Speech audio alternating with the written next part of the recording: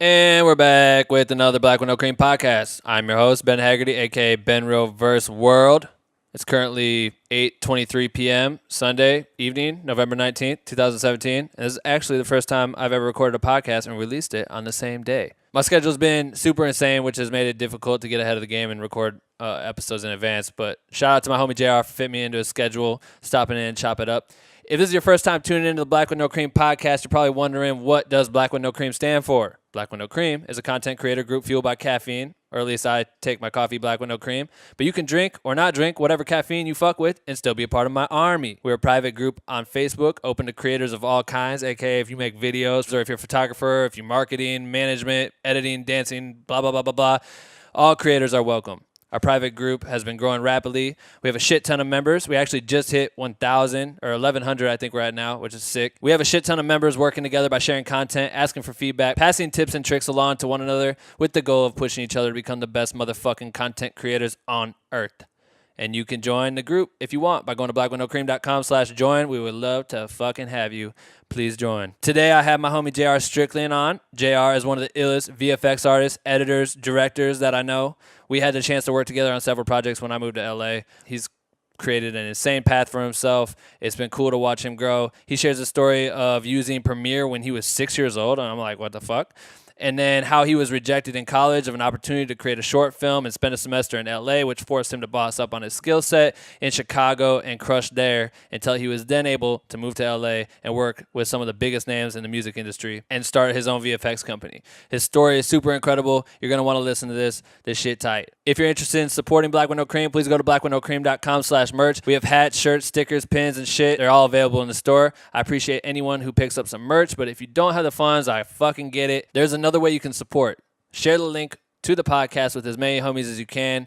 The more people that hear it, the better. And hop on iTunes and leave me a review. Every review helps. It helps me learn. It helps me figure out how to make this shit better. I appreciate it. I know a lot of people like to skip over the intros of podcasts and get to the actual interview. If you're not one of those people, that means that you know that I like to do giveaways and contests for my listeners. Last week, I gave away some free Black with No Cream merch. Before that, I think I gave away some coffee and shit. This past weekend, I hung out with EA Sports in Venice Beach. They were here promoting NBA Live 18 and had me come film whatever I wanted, so I made a vlog. They also gave me 8 copies of NBA Live 18 to give away. So if you're trying to get some games and play me on live and understand that I'm shitty at the game, but I'll still fuck you up, go to the vlog.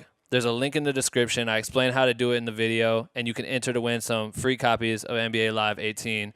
You have until December 1st to enter that contest. Good luck, and that is it. Enjoy the fucking work week. Keep creating. Make sure to tune in every Sunday for a new Black with No Cream podcast. And without further ado, I bring to you my interview with JR and the most epic podcast intro ever created right motherfucking now.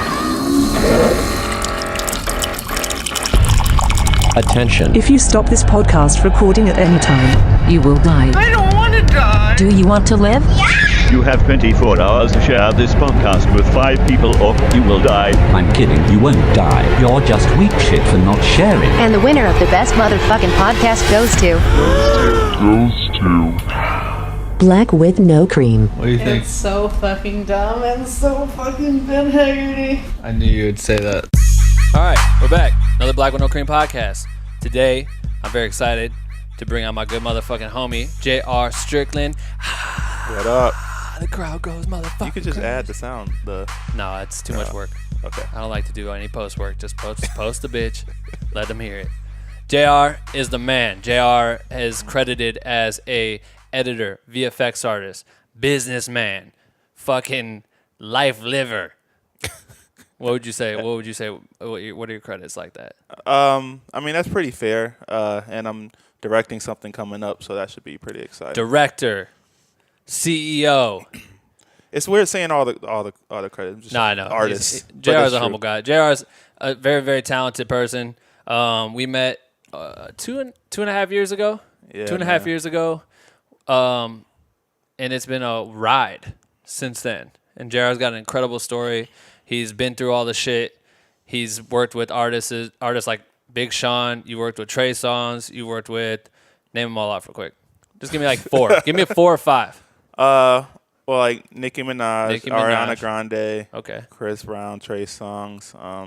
and done projects for a lot of people. Oh yeah, and you got to throw Bon Jovi in there. Motherfucking Jovi. Yeah, because that was one of my goals too. So he just flexed on you. You heard it first. JR's done it all. That's why he's a good subject for this shit.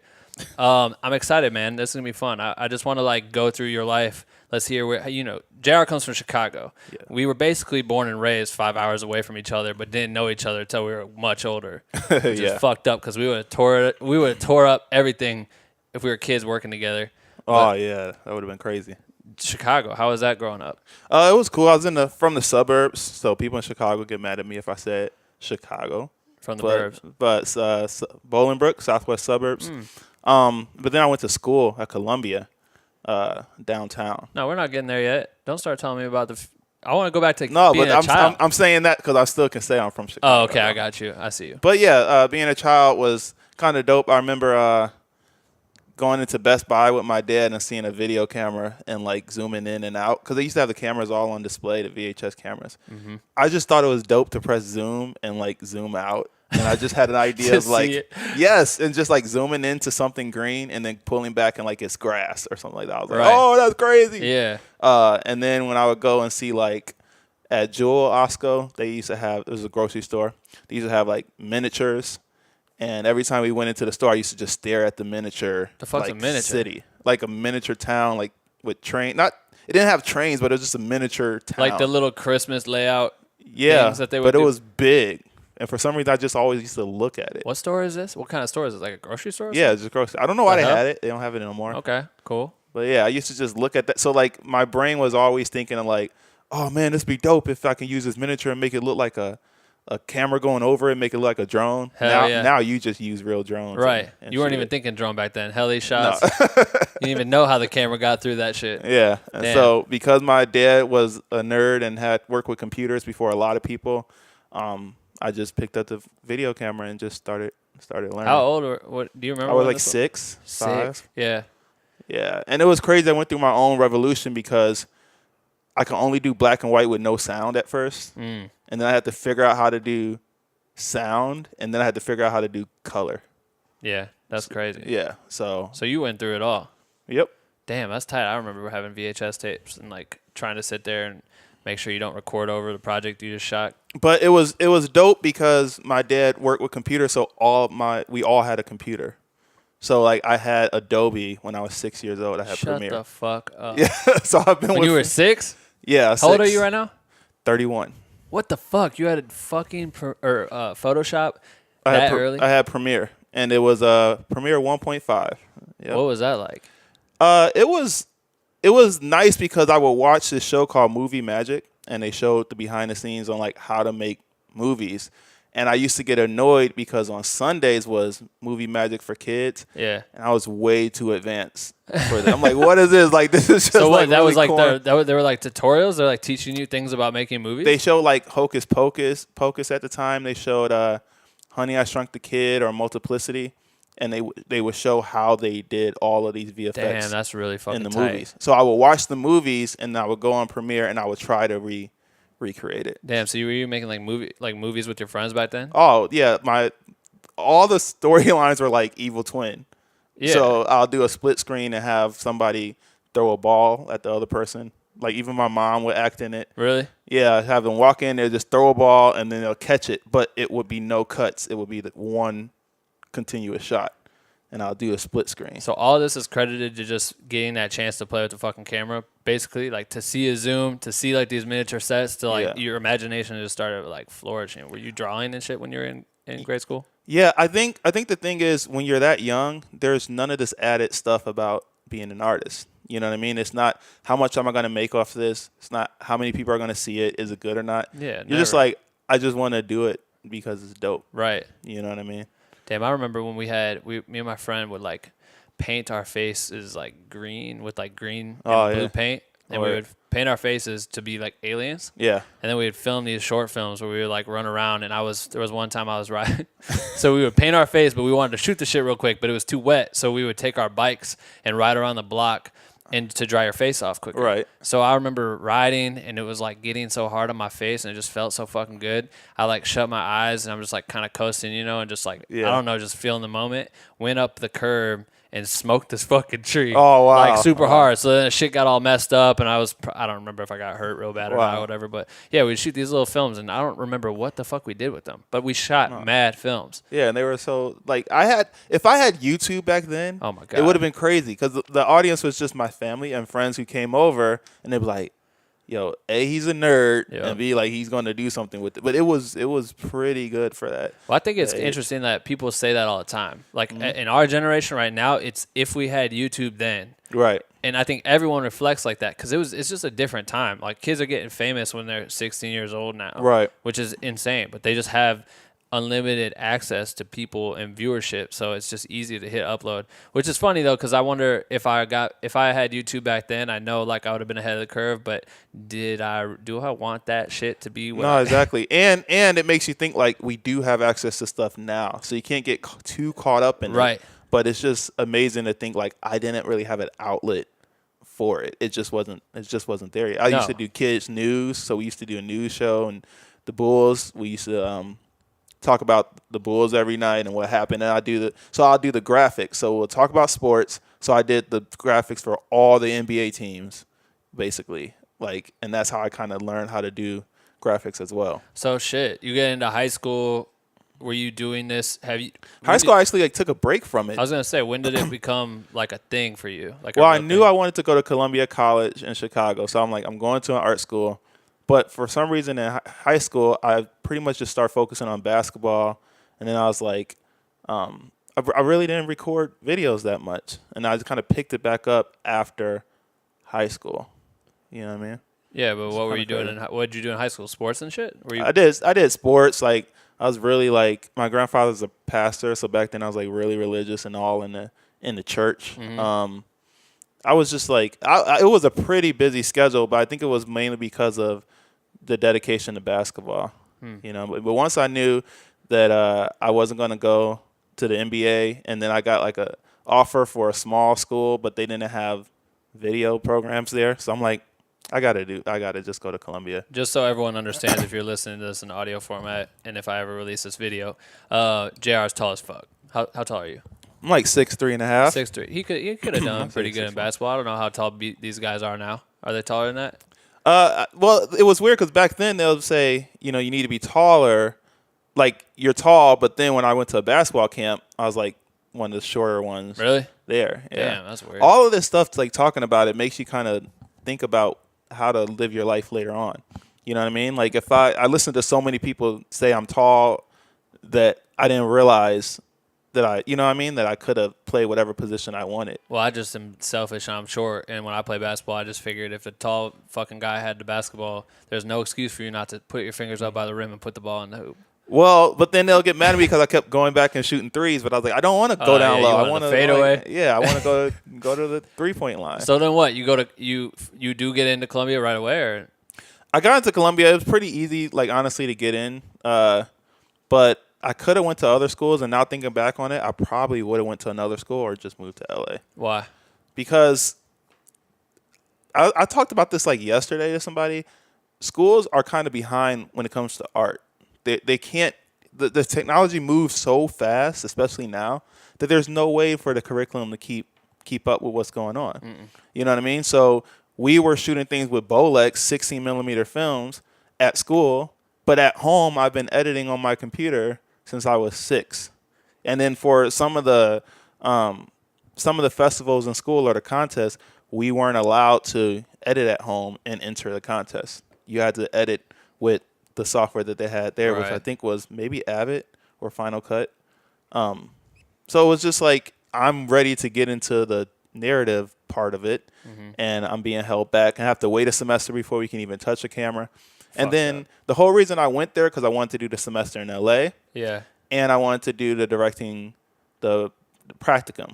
So at the end of the year, at the end of your term in college, you shoot a short film. And I thought I was going to be an intern on CBS Lot. So I got the grades, like I had over a 3.0. I took all the directing classes. I applied to get in those classes, and they rejected me in both of them. Huh. So I almost didn't major with a concentration in directing. I had to like tell them, look, I did everything. I got like all the classes. I applied to the right thing, and there's like, you're still not accepted to the internship, and you're not able to do the short film. What the fuck? And I told them, and I argued with the guy, like one of the heads of the department. I don't, you know me, I don't care. I argue with anybody. Yeah. And he emailed me. He was like, "This is exactly why we didn't pick you, and you feel entitled, and nobody owes you anything." You got that email saved? Yeah, I gotta say that's somebody- tight. yeah, and but that was a huge lesson because it really is like you can do everything you think is right, and they still might not give it to you. Yeah, of Nobody course. owes you anything. But it's also funny if you look at it now, because now you feel like your perspective on shit shifts, because back then you wanted to go to college for three things: to do some CBS shit, to shoot a short film, and to play with the gear. And I mean, you could do all of that without going to a fucking university and giving Exactly. thousands. Because I'm assuming Columbia is expensive, yeah? It's Like pretty pricey school. it's pricey in relationship to if I would have just shot a film or moved out here and Yeah. started out. But my sister's an attorney, my other sister in business, and my other sister is a teacher. And like for all three of those things, you know, by and large, I would want them to be educated. Especially, you know, she's an attorney, she had to pass the bar, whatever. But in terms, nobody really asked me what school I went to out here. Ever. It's more about there was a lot of people at that school that also thought that school was going to put them on. So you're in this community with people that want to create and want to do things. Right. The networking value at that school is amazing. Everybody says that. But for art, I don't know. But at least you're in an arena where you have access to shit. You can create as much as you want. It's up to you how hard you want to go and how hard you want to study. But by the time 2 years pass, that shit's old news. There's a bunch of new shit that just came out. There's so much more to learn. You're never going to stop learning. So as far as like going there to learn something, if you don't know anything about film or anything about directing or whatever it is, school can at least introduce you to it, but it might be old. They might be introducing you to old shit. You know? It was frustrating for me because I've been doing it since I was 6. For and sure. it felt more for people that didn't really know for sure. Right. You know what I mean? It's like, I think I want to be a director or producer. Or they don't really know. If you don't really know, it's a good opportunity to kind of dabble your way into all the departments and kind of learn. Even if you want to be a producer, it's kind of dope going. But as far as the artist, we had to take a poetry class. Well, I took a poetry class as one of the electives. And every day somebody did a report on a poet, right? Right. But in all the bios, none of the poets went to school for poetry. That's fucking hilarious. You know what I mean? So I'm like, we're studying poets. Like, if you want to be a poet, you don't go to school for poetry. You experience life. Right. You go through shit. life Yeah. and you express it. Wow. So that's like the bar that I got from that. And it's crazy too, because when I'm in out here, like you said, no one ever asks you which school you go to. Yeah. They'll say, "Did you go to school for this?" And I always say, yeah. "Nah." And they're like, "Oh, cool," but they don't say like, "Hey, which film school did you go to?" They never ask that question. Right. So it's like I remember wanting to spend so much money to go to film school. I thought that was the answer. I couldn't wait. I was like, they have a bunch of cameras. I can use all that shit. I didn't have access to it. Nope, can't do it. So I go to regular school and buy my own shit and try to learn on my own. You know what I mean? But damn, so that's incredible. What, as you graduate college, were you, because I remember we talked about this, you said you started doing a bunch of shit on your own in Chicago, and you started kind of crushing it, right? You were working with a bunch of different people doing what was the main business? Was it editing, VFX? Web design too, right? Yeah, we got in as a sneak. We got in through the websites, and then we'll parlay that into like working on the other projects, especially with MySpace back then. I was gonna say MySpace, MySpace, layouts and shit. Since we could code, it's like, hey, we'll do your MySpace layout, and then it'll be like, all right, dope, and then we'll parlay that to other kind what kind of client? Like what kind of clients? Like musicians? Yeah, and and this was still while I was in school, so it got really frustrating because I would have meetings and like leaving class to handle these meetings or going up to the radio station and I have to like finish school, but my grandma really wanted me to finish. But some of the clients were like, that was when Diddy had making his the band, and Will from Day 26. I was in class with his brother, and then we made that connection. So I did one of his videos after that. Then I knew the radio personality there, Leon Rogers. He's still there, actually. And then Leon Rogers and Terrell Taylor, which was Willie's brother, we were at this event, and he introduced me to Malik Youssef. Mm-hmm. Malik Youssef was with Good Music. So it was Malik Youssef, and so we started working with him on his project. Then he introduced me to somebody else. So it was like all of these connections were coming through, and I realized how small of a market Chicago really is. But we got in because of the network, the design. But like that's design. Crazy too. How you one job leads to the next job, and people ask that all the time. How do I get my clients? How do I get my Instagram following up and shit? I'm like, have more friends. Oh yeah. That's it. Have more motherfucking friends. Like that's all. That's like the main key. And you talk about going to school. The networking's key. So just make friends. If you're gonna be there, make friends. You know? But towards the end of my school, I was commuting, and on that commute in the morning, sometimes I would just sleep the whole way. But I decided to start reading every morning on that train ride. And I read a couple books. It was Russell Simmons' Do You and Google, the Google Story.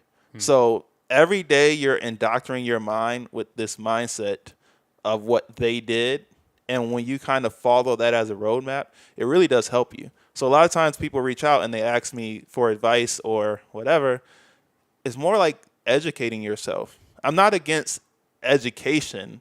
Sometimes formal education is not always the best education. Right. But you have to educate yourself. Yeah. You know what I mean? So by reading the Google story and seeing how they started their company, Do You, a couple other videos and biographies that I study, I was able to make these moves. Now, the thing that I failed at was I wasn't good at finishing the gigs. I became an expert gig getter. And like we the did shittiest closer on it. How so? Like, what's the example? Like, what do you mean? Well, we got in over our head a lot. We promised a lot, and we tried to do everything ourselves from scratch. Who's we? You have a partner? Oh, yeah, my partner, Villain, at the time. Okay. So we tried to do everything from scratch. So it was like, we don't need WordPress. We'll build our own platform. So we're literally like trying to use either Drupal or build our own thing. And now looking back on it, we should have just used WordPress and called it a day. Yeah. You know, I think our ego and our pride kind of got in the way as opposed to just landing the gig. And especially when you're a perfectionist, I think I really learned now how to say, okay, get in, get out, do a good job, but don't try to do such a great job that you fail completely. You know what I mean? What was the time frame when you showed me a piece where Dell that had you on like a special? Oh, Windows? It was Windows. Yeah. What was that? Because this is how JR is crushing right out here in Chicago. Windows wants some of JR. Oh yeah, it was crazy because we built our office, and the office was in my dad's basement. Well, not basement, but like the downstairs.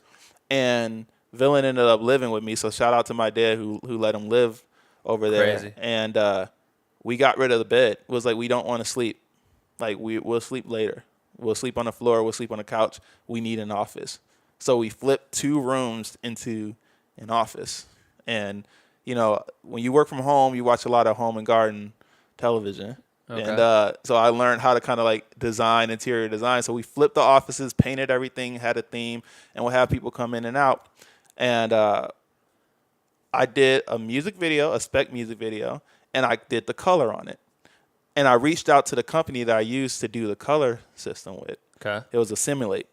And I was like, hey, I used your program on my short film.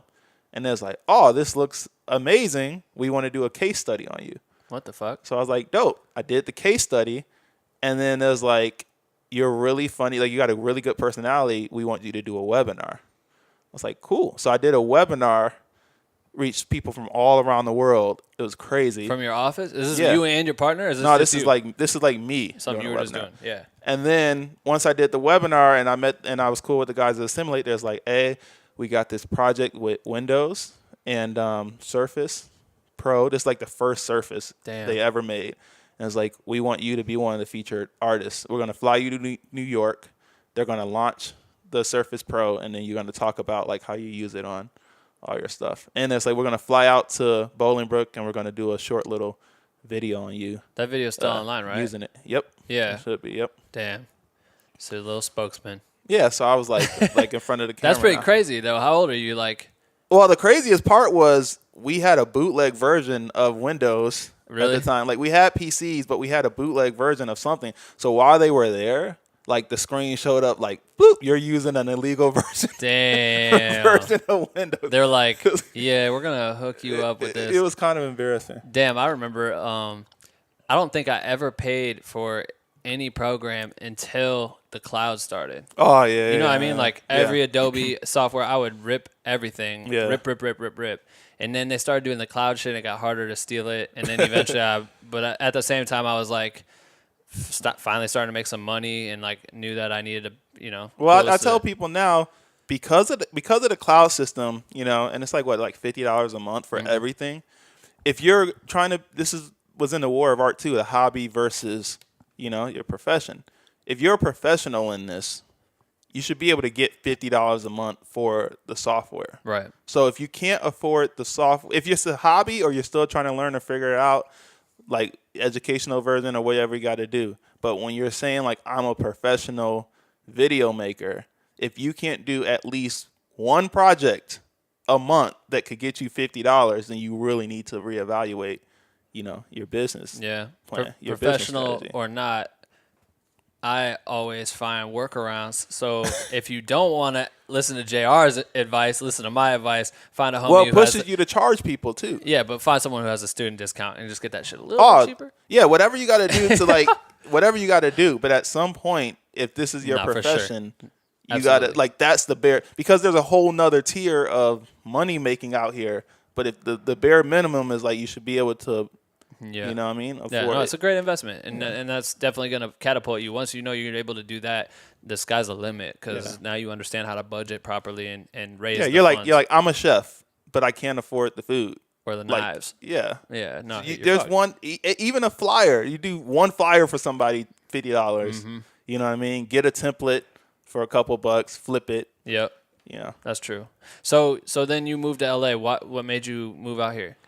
I've been trying to move since I thought I was going to get the semester in LA. And every year it was like later and later. I was like, I'm going to move next year. And like it took till I was 27 till I finally moved out here. But what ended up happening that you didn't get to go to LA from the semester? What do you mean?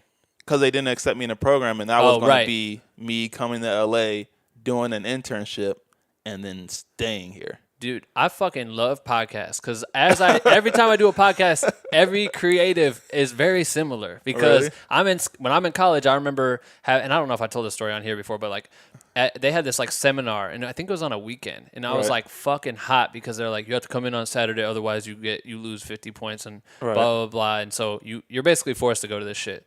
So I come in and it's like a workshop. There's all these like local, like, editors and video people and they have all these companies and they're talking to get you motivated and look it's like career shit, Yeah. And I was like, this is lame, I don't want to do any of this shit. And I'm sitting in the workshops and they had the keynote speaker and the keynote speaker was this, I gotta look this up to find out who he was, but someone that came from my college that moved out to LA, did the whole shit, slept in his car, whatever. I think he got on like E! News or something. He popped off on E! News. And so he turned around, became successful and offered back to the kids, if you came and wrote like a reason why you deserve this and submit your reel and do all this shit, you can go to LA for a summer for an internship. And I was hyped. But you could only go as a senior, like you said. Yeah. So I'm sitting there, oh, fuck, I can't wait. My friends are going, they're coming back. I was on the red carpet. I saw this person. I saw this person. I'm like, oh my God, that's crazy. I'm like, this dude did it. Like, that's crazy. It was like the first time I realized that someone from Iowa pulled it off. And I'm like, okay, cool. And then, it came down to the program and I submitted the shit and we had to wait like a month to hear back. And within that month, something happened where he canceled it. Like he couldn't do it that summer. And then that was it. Like they just never did it again. I was like, bro. Wow. So I didn't get to go ever. And I was like, dang, but that wasn't going to stop me. Well, yeah, we had this thing. My sister told me about it because she has a background on girlfriends. Like she moved out here with her husband and kids and they were doing like commercial gigs and things like that. And she was like, I saw my friend on the set, and he got into being a PA by this organization that like hires just PAs, right? So she's like, you should reach out to them, and they'll train you how to be a PA, and then that could be your in to LA. Wow. And I was like, okay. I reached out to them. Apparently, they pride themselves on helping people that are underprivileged or are not exposed to the opportunities, and I was overqualified. So they were like, you went to school for this? Like, you've been doing it since you were young. Yeah. You're overqualified. So I was underqualified and overqualified at the same time. It was so frustrating. Damn. And my sister was like, you got to play it up. You got to let them know, like, your struggles to kind of try to get in. And but yeah, I was going to look to that to be one of my ends as well. Damn, so just to become a PA, all that work. But I got punished for knowing what I wanted to do and going to school and trying to do it. Isn't that crazy? If I wanted, this guy played in the NFL and like decided he wanted to do video and got in the program. But since I That does not make sense. yeah, that's what So eventually you pull it off. You move to Los Angeles. It's your first time out there. wait, we gotta, this I'm is skipping like a step. yeah, What because gets you there? because I know that on some of these stories, the hard part people go past really quick. Mm-hmm. But for people that are listening, it was not easy making the decision to move to LA. That's hard. No. It's intense too, especially when you got your family, you have your friends, you have a business. Yeah, and I had and my girlfriend at the time. Yeah, so she would cry anytime I ever mentioned LA. She was like, because she wasn't going to move with me. Right. So between her not wanting me to move, like it was one of the hardest choices ever. But ironically, like Tyrese used to put out these inspirational videos. Right. And, being like, you got to make these jumps and you got to take these steps. And I was like, you know what? I got to go now. So I was working at a car dealership at the time. Doing what? Selling cars? No, they had an ad for we need a photographer and videographer. Oh, dope. I ended up just taking pictures of the car, so it wasn't. No, but that's tight. My grandma thought I made it though. I was hoping you were gonna say your car wash because I did a car wash. Oh, really? You feel me? It was bad. I was not really that. They wanted somebody to just take pictures of the cars very quickly. Yeah, they don't give a fuck. And I was in there like in Lightroom, like making it look super Right. dope. And I was by myself, and it was just really tough. Damn. So in order to make that move, I finally like saved up enough money because I didn't even have a car before that. I had to but I got my car from the car dealership, so I got a discount. Yeah. But I stacked up as much as I could. Me and my partner had a falling out at the time, so like that was ending. I was like, you know what? You gotta just leave. And it was the winter, and I get seasonal affectiveness disorder. So like when it's dark, you know how it is in Iowa. Yeah, and but it's what'd you just say? You get what? It's called SAD. The acronym is SAD. No, you're lying. No, it's seasonal affectiveness disorder. So what? It's like a form of depression or something? It's a form of depression when you don't get enough sunlight when it's dark all the time. Oh, wow. Yeah, so if you're in like the Midwest and it's dark to like it gets dark at 4 o'clock, and you're just it's I need to be around light. I need to be around sun. I knew I need to be like out here. You know what I mean? Because people be like, I can't stand the cold. I'm leaving. Or some people are like, I don't like 9 to 5s. But there are some people that can't do it. Yeah. It's not that they just don't like 9 to 5s. Their minds are creative and they just can't function in this environment. Right, I feel that. I'm a night person. Yep. Hence why the VFX company is called Nocturnal. We'll get to that later. But like my grandma and my mom will always tell me like, go to sleep. I'm just going to lay there. I'm not going to go to sleep. Like I'm a night person. Yep. And you're fighting these instincts that are inside of you for no reason. Right. So I knew as terrified as I was to come to LA, I thought about it as I'm a doctor and this place has a hospital that just opened and they need doctors. You know what I mean? I'm not afraid because I'm a doctor and I'm going to get a job there. People compare themselves to other maybe actors who aren't serious about acting or rappers who aren't really serious about rapping. The problem with our career is that you can just say you do it. You don't have to be good at it. You can just say you do it, and now they're in the equation of people that make it or fail. Right. You see what I mean? Yeah. So I can't just say, I'm a doctor, and then I fail as a doctor, and that goes on the statistics on doctors who didn't make it. Right. So the ratio of doctors that make it versus graduate is incredibly high. Yeah. Because there's a bar you have to do graduate. Yeah. But the ratio of actors that make it, or singers that make it, is lower because anybody could say they tried to do it. That's a very interesting outlook on that. That's tight. Now the ratio of people that are talented that make it or not is a lot closer to what it is as a lawyer who passed the bar or a doctor who practices. Yeah, it. for sure. You know Damn. what I mean? So when you go to move, you talked about saving up the money, and that's very important. I always talk about budgeting yourself. Like budgets are key. Otherwise, you're fucked if you cannot figure out how to properly create a budget. So for you, what was it like? Your sister was already out in LA? She was out in LA, but we were doing that. That was back when spec stuff was really popular. Okay. So we did like a couple Mo films, and we would shoot commercials. And because I won one. That the quick story is I was terrified to do it. I'm sitting here like, I need $25,000 to shoot this because it's supposed to be Alexander Graham Bell inventing the telephone. And I was like, I need like 25. And my friend was like, no, bro, I think we could do it. I'm like, you're crazy. Like, I need a budget to do it. And then my girlfriend at the time was like, no, I think you could do it. I was like, all right. So we shot that and we did it for like maybe $300.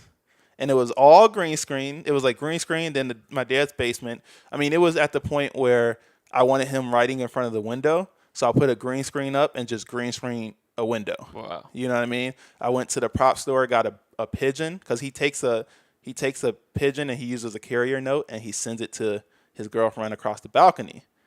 And all the exteriors were just green screen in my dad's house. Then the light we had broke.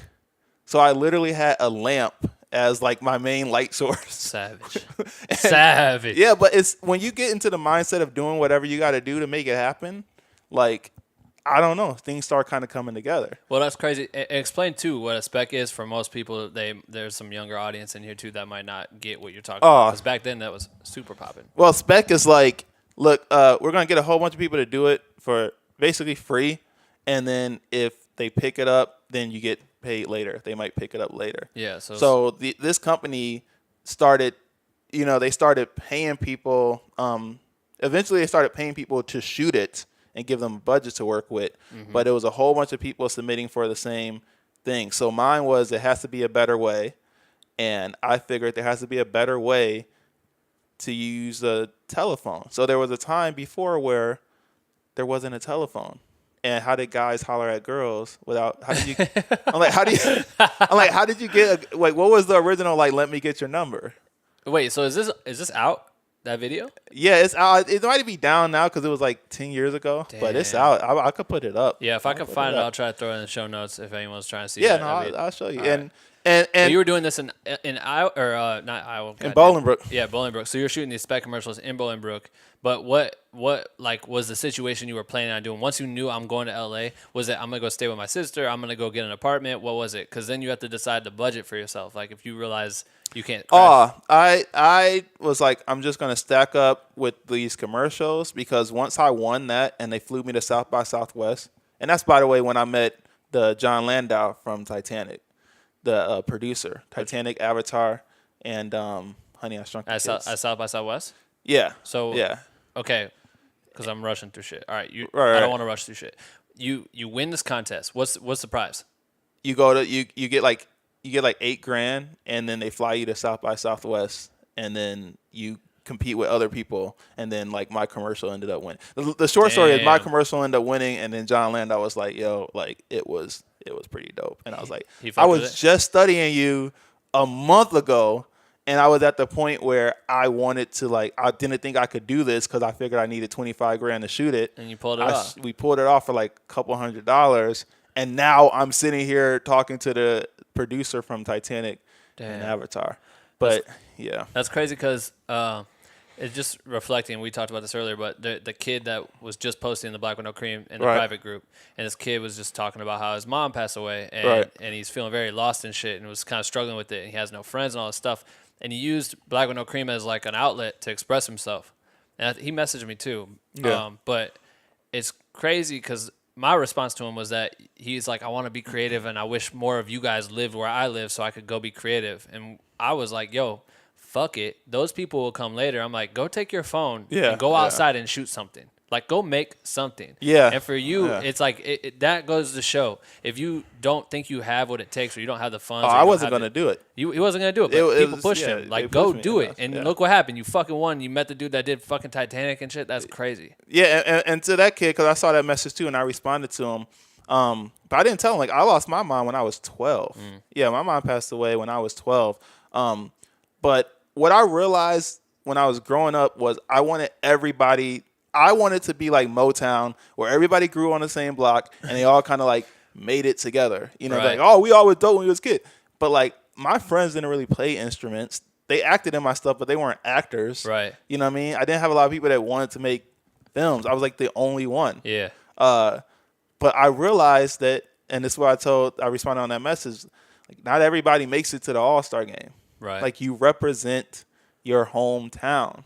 You know what I mean? So like we would love for everybody to come with us, but not everybody's meant to kind of come with you. Yeah. Like, you're the dude from Iowa out here, Yeah. like right now. You Right. know what I mean? I'm the dude from like Bolingbrook, and you have to boss up on your team until you get voted to the All-Star game and could compete and play with these other people. 100%. And then you have to boss up even more if you want to be on the Olympics. Yeah. So when I went to basketball camp in high school, the guy told us, kid raised his hand and said, is it better to go to a school that's popular for basketball, like so that you can get scholarships?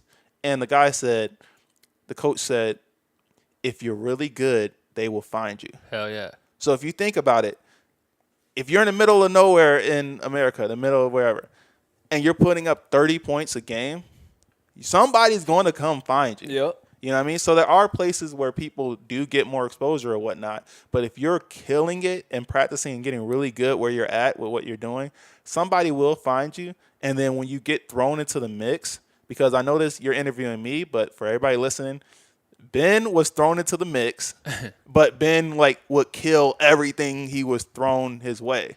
You know what I mean? So they'll be like, oh, we need somebody to do this with the doc, or we need somebody to do this on the Chris Brown thing. And then Ben would be like, oh, okay, I'll do it. And then Ben would be like, JR, come look at this. I'm like, bro, you killed that. You know what I mean? But that was all the stuff that Ben was doing back in Iowa. Yeah, prepared for that. I tell people it's the same thing that I was doing in Bolingbrook with my friend with the green screen, except now I'm not looking at my face. I'm looking at Chris Brown's face.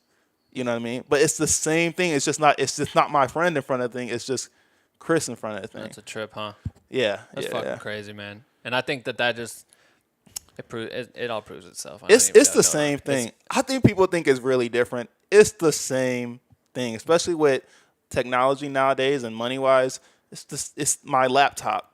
You know what I mean? And the habits that I have are habits that I was using back at home. Mm-hmm. So when to work, what music do I listen to while I'm about to work, what snacks do I eat? I try to do the same thing and recreate the same environment as I did every time when I was back there. And I think it's something interesting too is the hunger for shit, because a lot of people feel like they're owed something. Yeah. Just because they made one video, just because they took one photo that was cool, they feel like, oh nah, dog, I did this shit. Like that's why I'm owed this. And it's like there's a difference between spending time and really truly building yourself up and practice versus just kind of trying to figure it out. And I watched a couple tutorials and I did this for 2 months. That's why I'm a fucking master at it. No, right. You're not a master at it. Like, yeah. I might have gotten here. To me, I got here late. To you, we got here late. Yeah, right? I got here. We didn't get out to LA till we're 27, 28. Yeah, super late. Get out here when I'm 27 years old and I'm meeting kids that are like seeing my work. Like, dog, that's fucking crazy, bro. Blah blah blah. How old are you? Because I just kind of look younger sometimes, unless I grow out my nasty creeper stash. But they'll ask me how old I am, and I'm like, oh man, I'm 27. I'm 28. Now I'm 29. Yeah. They're like, damn, are you serious? I'm like, I know. How old are you? You're like 19, aren't you? 20 years old? Yeah, you're crushing it. I'm like, you're lucky, dog. Like, I wish I could have been in this arena then, but I didn't. But there's a reason why I'm doing things well right now. And it's because I'm a seasoned motherfucking vet, just not seasoned in this industry. No, exactly. You know what I mean? Yeah, no, exactly. When I moved out here, I put everything in my car. I saved up just enough till I figured I had a couple months rent. And I was like, I had too much pride in it. Like, I don't want to stay with my sister. I want to get my own place. Yep. But everybody's like, JR, you need help. And each year I try to follow something. And that was the year of accepting help. Because I try to do everything on myself, by my own. So I stayed with my sister for like a month until I got my own place. And I found out LA is really expensive. Like, I found it was really expensive. I couldn't get a job. I applied places. I was overqualified and underqualified. So applying to all the studios, couldn't get a job. Applying to like just driving around and going into places like Radio Shack or Starbucks, I could not get hired. When I moved out here, though, I had a couple rules that I told my grandma. I was like, I'm not going to make a judgment on if I'm successful or not until I make every contact I can have, until I have a place, and until I have a job. So when she would ask me, like, do you want to move back? If I had one of those things missing, I'm not ready to evaluate if this is a success or not. Yeah, right. I need all those three things to kind of judge where I'm at. Mm-hmm. And I went to meet with my friend that I played basketball with in college named Cosign, and he was a producer. And took him like 6 months to kind of meet with him. Finally, I messaged him again like, hey, bro, I know you're busy, but can we just at least, like, I just want to meet. He's like, okay, come through right now. And I was up for 24 hours because I'm a night person. So it was 9 in the morning, and I was about to go to sleep. And he's like, come through right now. We'll go have lunch. I was like, man. So I got up, cut my hair, went to meet with him, met with his sister, had lunch, all this stuff. Next day, he was like, you know, JR, I was looking for an assistant. I want you to be my assistant. Cosign. Yep. Explain who that is. He's a producer with the interns. They did Big Sean. They did Ask for Big Sean. They did Mims record.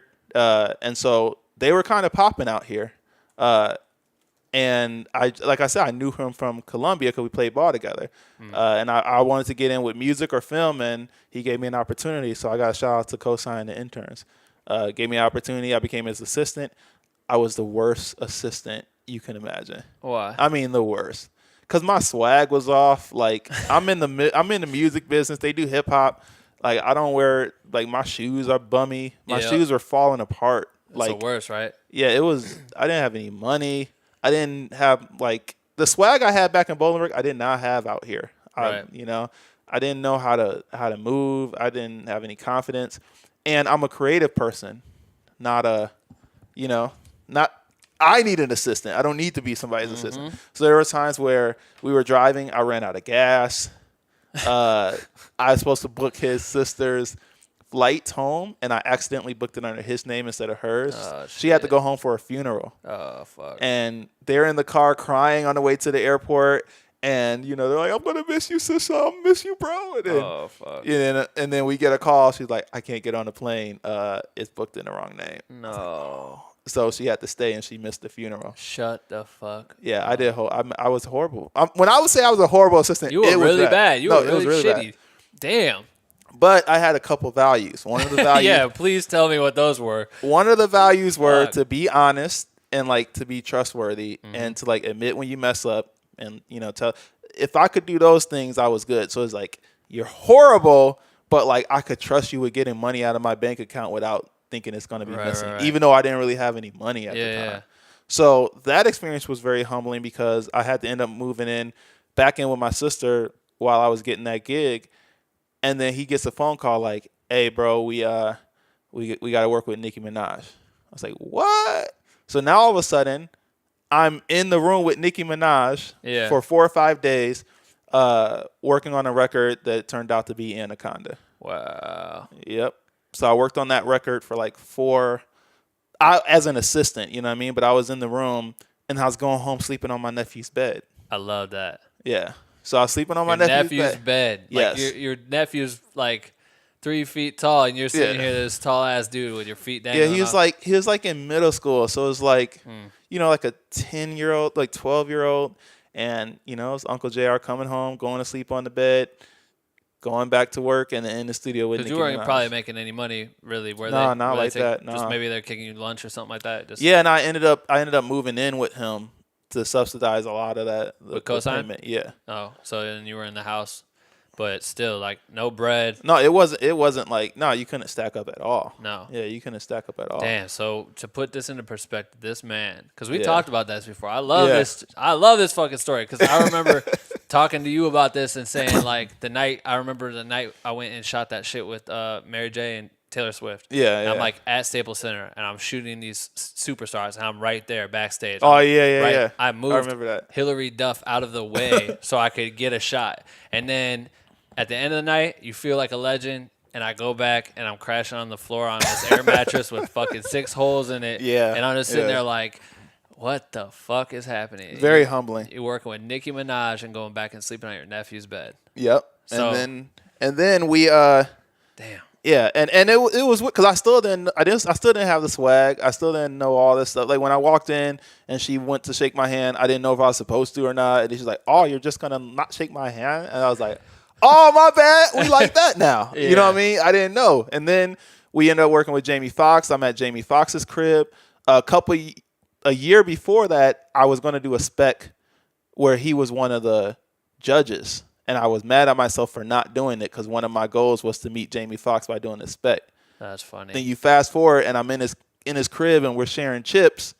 You know what I mean? And it's like, this is really kind of like low-key happening. All the pictures are weak, by the way. Like, I didn't know how to take pictures with celebrities. What, you were then. shooting their shit?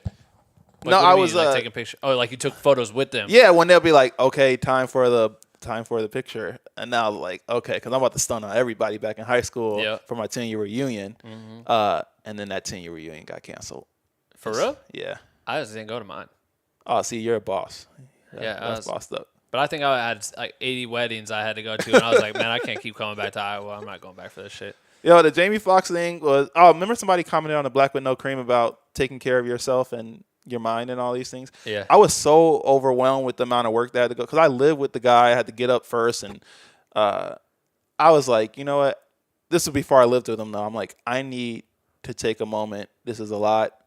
I need a moment just to chill with my family and like just play video games with my nephew.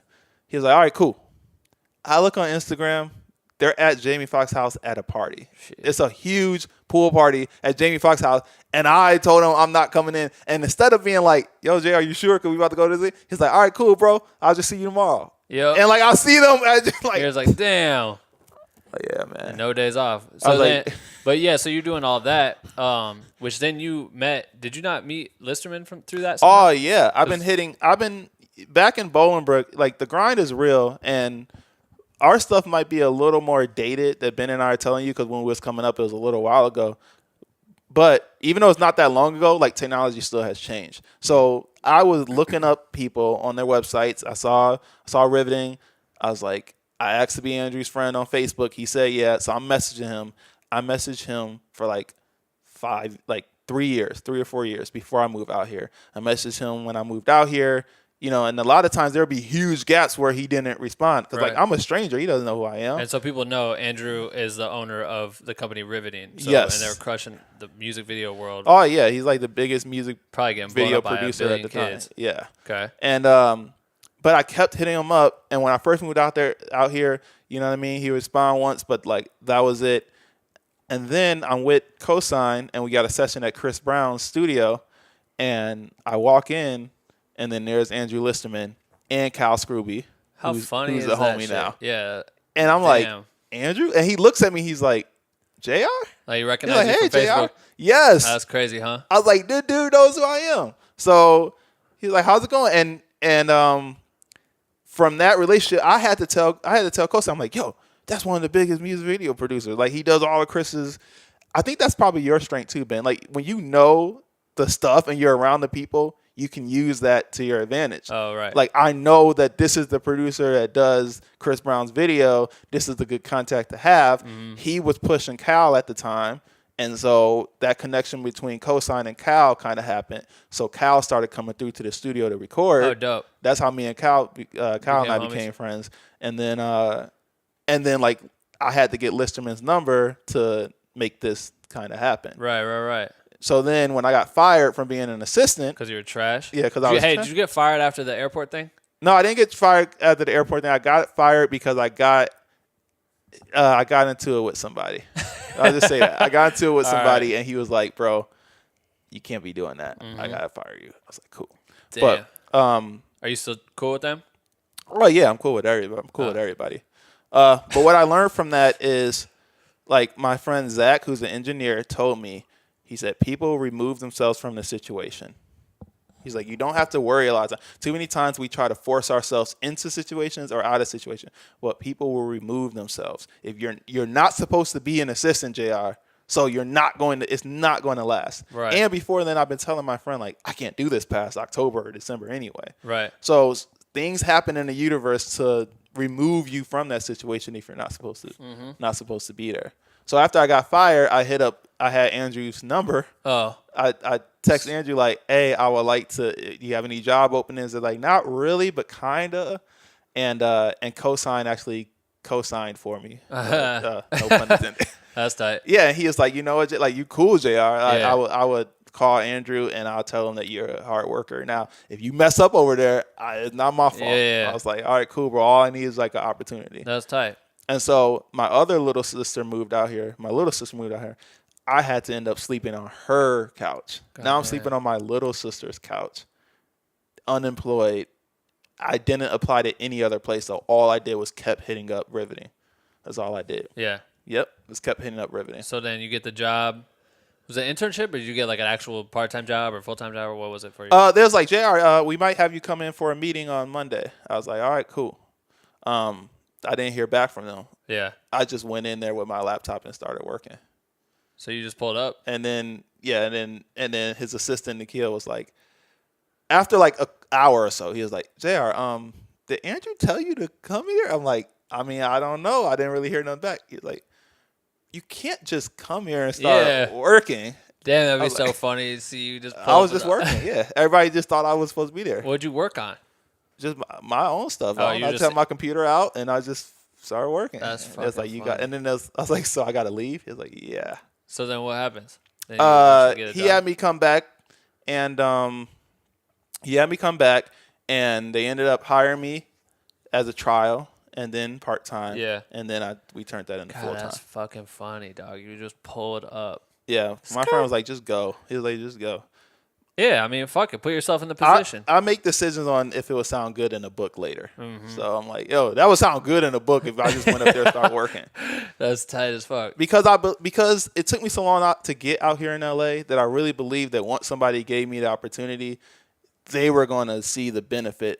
I was going to be an asset to them. Yeah, absolutely. I'm not trying to ask them for anything. I'm trying to boss them up. Right. So once we get over this whole awkwardness and you give me a chance, you're going to be so happy that you got it. So I make that makes you make decisions easier. You know what I mean? Because you know you're going to kill it. Like when I talk to you, you're like, yeah, I'm going to kill this. Yep. You know what I mean? So you're able to be like, let me do this for you because I'm going to kill it. But if you're not sure you're going to kill it, I don't know if I would have did that if I thought I was suck as an employee. Yeah, for sure. But you were confident in your I knew it was going to be, I knew I was going to boss it up. So how long were you there before I started pulling up? I was there about a year. Okay. Because we started working on things, then we started working on the Chris Brown documentary. Mm-hmm. And I was like, this is a lot on my plate to assistant edit the documentary and all Everything these other else. videos, like with me and Max and I. And, Max was busy working on, so I'm like, I was delegated to the documentary. I'm like, this is the documentary. It was a lot of footage coming in. It was lining everything up. Yep. I was like, yo, I can't do this. I'm like, Sandler, you got to get somebody else to come in here. Coincidentally, I moved to LA and I'm chilling. And Andrew had because I think he had started editing the intro of the doc. Like you guys went out, shot interviews or whatever. And he just started piecing it together with the first interview with Chris and all that shit. And so when I got there, he was like, yo, come to the office and check this out. Just because I'm in there, friends with his girlfriend at the time. So I was like, come on. So we go in and I sit down. He plays me like the first 3 minutes. I'm like, yo, that's fucking dope. And I'm just supposed to just be hanging out. And then I'm like, what if you did this? Oh, yeah. What about this? I started adding my 2 cents. And then the next day, come on back. Oh, yeah. Keep coming back. And then all of a sudden I'm just there. And it goes from being assistant editor to like eventually co-editing the film with him. Yeah. And that's when I meet you because then you walk in and what's up, blah, blah, blah. And I'm meeting all these people and shit. But so like as you're getting to Chris's doc and things like, what are the projects you start working on? Like who are some of the artists you first started seeing? The irony is I knew a lot of these artists from when I was on the music side. Mm-hmm. So like Eric Bellinger used to come to the studio all the time. Right. You know what I mean? And I had had his number and all that because again I was an assistant. Yeah. So and you really kind of bond with people when you be in these environments with them, with them writing and such. So I knew Eric. But the first project at Riveting, the first project I think might have been Karate with Sandler. Oh shit! If you guys are watching and you check that video out, just understand that this is what I was getting myself into. And this is the first video that I was on. That was the first video set I ever went on. Moving, like, I hadn't even moved to LA because that's funny as dog. I didn't know that. Yeah. So I came to LA. I can't even show my grandma, like, this is what I'm working on. I was like, just wait for the next one. I came out to surprise my friend for her birthday. Right. Andrew had me come and work on the sets, like, with them, just like to help out, whatever. And I'm like going to this is my first music video set ever, and it's Karate. And just search for this Karate. Yeah. Shout out to Sandler and his directing. So business. Sandler directed this video, and it's basically these 5 sexy ass Instagram chicks or whatever, model girls, just like boxing And they're not even doing karate. They're not doing karate. They're just like working out. And, they're working out, and they're like just sweaty and sexy, and they take a shower together, and that's it. And it got over like 100 million views. But I was like, I can do graphics, and he was like, all right, JR, do the closing credits. And they were hard. Credit. The ones you did were hard. Yeah. Because I remember seeing like, damn, this shit's really like a music video. I tried to stun on them. Yeah. Yeah, so that's funny. We both worked on that together. And then we was working I didn't on really do anything, but Max and I was working on Eric Bellinger's video shot by Daniel, and I was like, Max, we can do VFX. And Max was like, we do a little bit of VFX, but it's hard convincing everybody we can do this stuff because they kept outsourcing everything. Right. So I was like, Max, I think we can do this. And luckily they shot on a huge overcast day.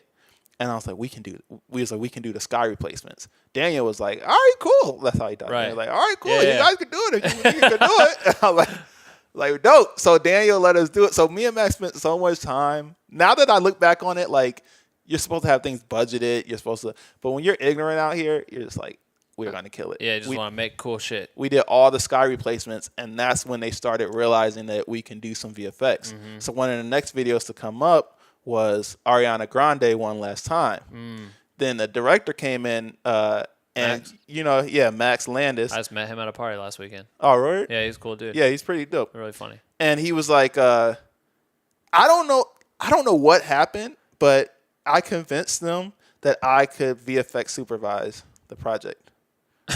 I forgot. There's a gap there somewhere, but somehow or another, I was in charge of supervising because Ariana Grande was doing her tour visuals and was doing the music video. And so this is what people also need to know. Our hustle out here be like legit. Like, you can be talented, but if you're not mixing that with the hustle part of it. Good conversations, the right wordage, the Yeah. time to speak, all that shit. So when they were like, the director is doing a run through, like, yes, I'm going. You know what I mean? I'm going to go through the run through. So it's just me, the director, and the DP. Right. You know what I mean? And he knows, he's like, hey, JR, and now I'm building this relationship with the director. So I was the VFX supervisor on that. And I think that video could have came out stronger, but because of the politics and we had to they didn't trust us all the way, so we outsourced it. And Oh, right. you know what I mean? So There's like a two lot of teams stuff working on shit. All yeah, this stuff happening. it wasn't exactly what I wanted it to be. But while I was on set, I'm talking to the PAs, and they're like, how long have you been out here? How long have you been? And I'm thinking, like, bro, I haven't even been out. This is my first time I'm on set. Right. And I'm the VFX supervisor, with Ariana Grande and. Yeah. So thinking back until when I wanted to get on set as a PA through that program, and I didn't get it at first. Right. And now you fast forward, I just skipped the whole Mad PA steps. step. Right. Now I'm on set as a VFX supervisor. Become a super huge asset, and then we get into. Then I meet you, and we just had fucking. I don't know what it was. Like, we just had some crazy, great conversations. Yeah. Right away. So me and you clicked really hard, and it was fun because I would come in and I would just like pop in the room and see you working on some shit, and I would just be like, "Oh, what the fuck is this?" And then I'd be like, "Oh, that's fucking hard. I love that shit." Yeah. Like, we just had some good conversations, which was I'm glad. And what was some of the next projects you were working on during the Chris doc? Because then the team, then I'm starting to help on Chris, which is alleviating. You Oh, from well having then they was working on that Big Sean video. Which They was one? working on that Big Sean video, and I was like, I want to go to the set because I've been to Big Sean's house like 3 or 4 times when I was in the music side, so I know the team. Yeah. But they didn't want me to go to set because of like it was like it's You had still a work to do corporate and stuff. environment, even though it's entertainment. I'm Right, still right. at work. I'm like, you know what? I'm just gonna wait till I get off. But I had in my mind I was ready for the next step. I was ready to move on from technically assistant editing, even though I'm doing VFX and more stuff. So because I set that in my mind, it was like it's time for it to happen. And I waited till I got off work. I went on set. Of course, I knew everybody, so it was like Mo Beats, you know what I mean? Like, hey, what's up? Shout out to Mo Beats. Yeah, that's our boy. Sean's DJ. He's the man. And then Listerman's there. He's like, hey, JR, I'm glad you came. Like, you want to edit this?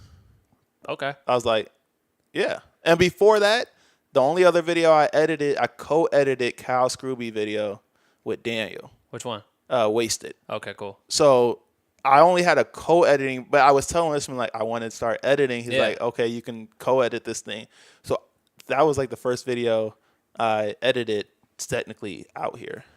That's and he dope. introduced me to the director, Mike Carson. Yep. Shout out to Mike Carson. And Yeah. It that video, editing it, I knew what it was about to be, but editing that video, it was Play No Games. So if you haven't seen it, go check it out. It's Play No Games. It's a recreation of the TV show Martin.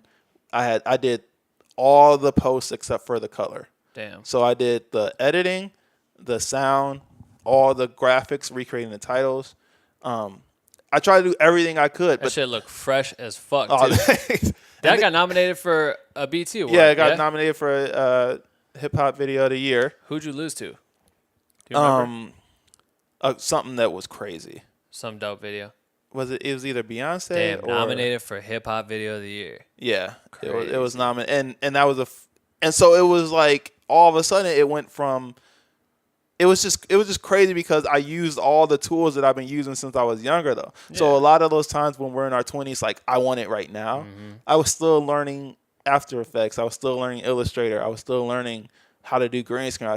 All those tools I had to pull out for that video. Yeah. Because I did logo design. So when I had to recreate the logo, you already knew how. I knew how to do it. Isn't and then I had funny? to animate the logo in. I knew how to animate it in through After Effects. I knew how to key through After Effects, you know what I mean? I knew how to do the sound. I knew how to do all that stuff. So when I was given the opportunity, I was able to do it. And to me, it's not a coincidence that the first one I work on got nominated. You know what I mean? That's not really a coincidence. Yeah, you fucking set that up for yourself. And you prepped, man. That's how important it is to study and practice and practice and practice and practice. They say 10,000 hours is not a joke. Yeah. That's very real. I mean, you do anything for 10,000 hours or anywhere near that or over that, like you're bound to be a pro. Yeah. You know what I mean? You're bound to be a pro. So shout out to them and Mike Carson and Listerman for giving me a chance on that one. Yeah, that video is really dope. I'm going to try to link to as much of this shit that we talked to in the show notes so people can find out about all this because there's some good stuff in there. Yeah. The thing that happened then, we started doing these, which was cool. So if you watch Chris's documentary on Netflix right now, Selfish Plug. Yep. The titles. This is my favorite shit because we were sitting there like me and Andrew were trying to think of like, all right, we don't want these titles to look corny, blah blah blah. And Chris is a fucking machine with paint, just painting his art is sick. And I'm like, I love the idea of him spray painting shit. Mm-hmm. And then we're like, how can we make a spray paint thing? And you were like, all right, we're going to figure it out. Yeah. Was it, who'd you do that with? Was that with Kavika? That was with Kavika, yeah. Yeah, so what did you do? I remember it being like the most ass-backwards way, but you guys figured out how to make it look like the can was shaking. I remember I added the sounds. It was like... Oh, yeah. Well, this is shout out to Max, because Max set it up, too. Max helped set up the tone of us being able to do the VFX at the thing. But then he moved on from riveting, and then Kavika came in, and Max actually set up the transition so Kavika could come in smoothly. When Kavika came in, it was like you get nervous because somebody could come in, and Max was there before me. Right. You know what I mean? So we're kind of like balancing, like following his lead, and then him also knowing I'm dope. Right. You know, but then when Kavika comes in, it's like, okay, now I'm a little bit of the lead, but Kavika's so dope that we was able to bounce ideas off each other. And mind you, all three of these dudes are talented as fuck. So this is like the dream team, pulling up and leaving at the same time, doing all this shit. But everyone's still homies right now, so it's cool to see everyone still like flourishing. And we have that I can't overstate it enough. Like that grind, because the way me and you connected, we talked about like the Midwest mentality. When you have that Midwest grind and you come out here, there was a part when I first came to LA that I kind of started moving slower. And I was like, you got to go just as hard as you was going in Bolingbrook and Chicago, and you'll be straight. Dog, if LA got a winter and it became fucking negative 20 degrees and you had to put on a winter jacket to go outside, everyone would stay in their fucking house and no one would go out. But we would pack up our shit, go out to the car, start that bitch, it's freezing, and move on and do the work. That's the difference between us and these lazy people out here. It sets your mindset. Yeah. And so with those titles, it was like, all right, we're going to figure out a way. We figured it out. We animated. That's when Josh just got there. Shout out to Josh. Oh, shit. That's right. Yeah. Damn, I forgot about that. And so he was watching how we were doing it. And when the interns are there, I specifically try to make sure they understand certain rules. And that rule with the paint dripping was like attention to details. It's like masking each little thing dripping down. Yeah. And then efficiency, setting it up so that you and Sandler could change the titles off quick with the colors that matched the right background. You know what I mean? It was like the colors have to match. If Right. it's Terrence J in there, if it's Auntie, whatever, Yeah. all that stuff has to line up too. Right. And we always wanted everyone to have like their own color, make sure that shit always lined up on both sides perfectly. It was always the right size. And then Ben was like, "Yo, check this out. We added a sound effect." And I was like, "Oh, yeah, it's like you just hear the little can, like the spray paint can. So I just found it on YouTube. Literally ripped a sound of a real dude spray painting and took the sound, and it's just a. You mean you recreated it for copyright reasons? Nah. Oh.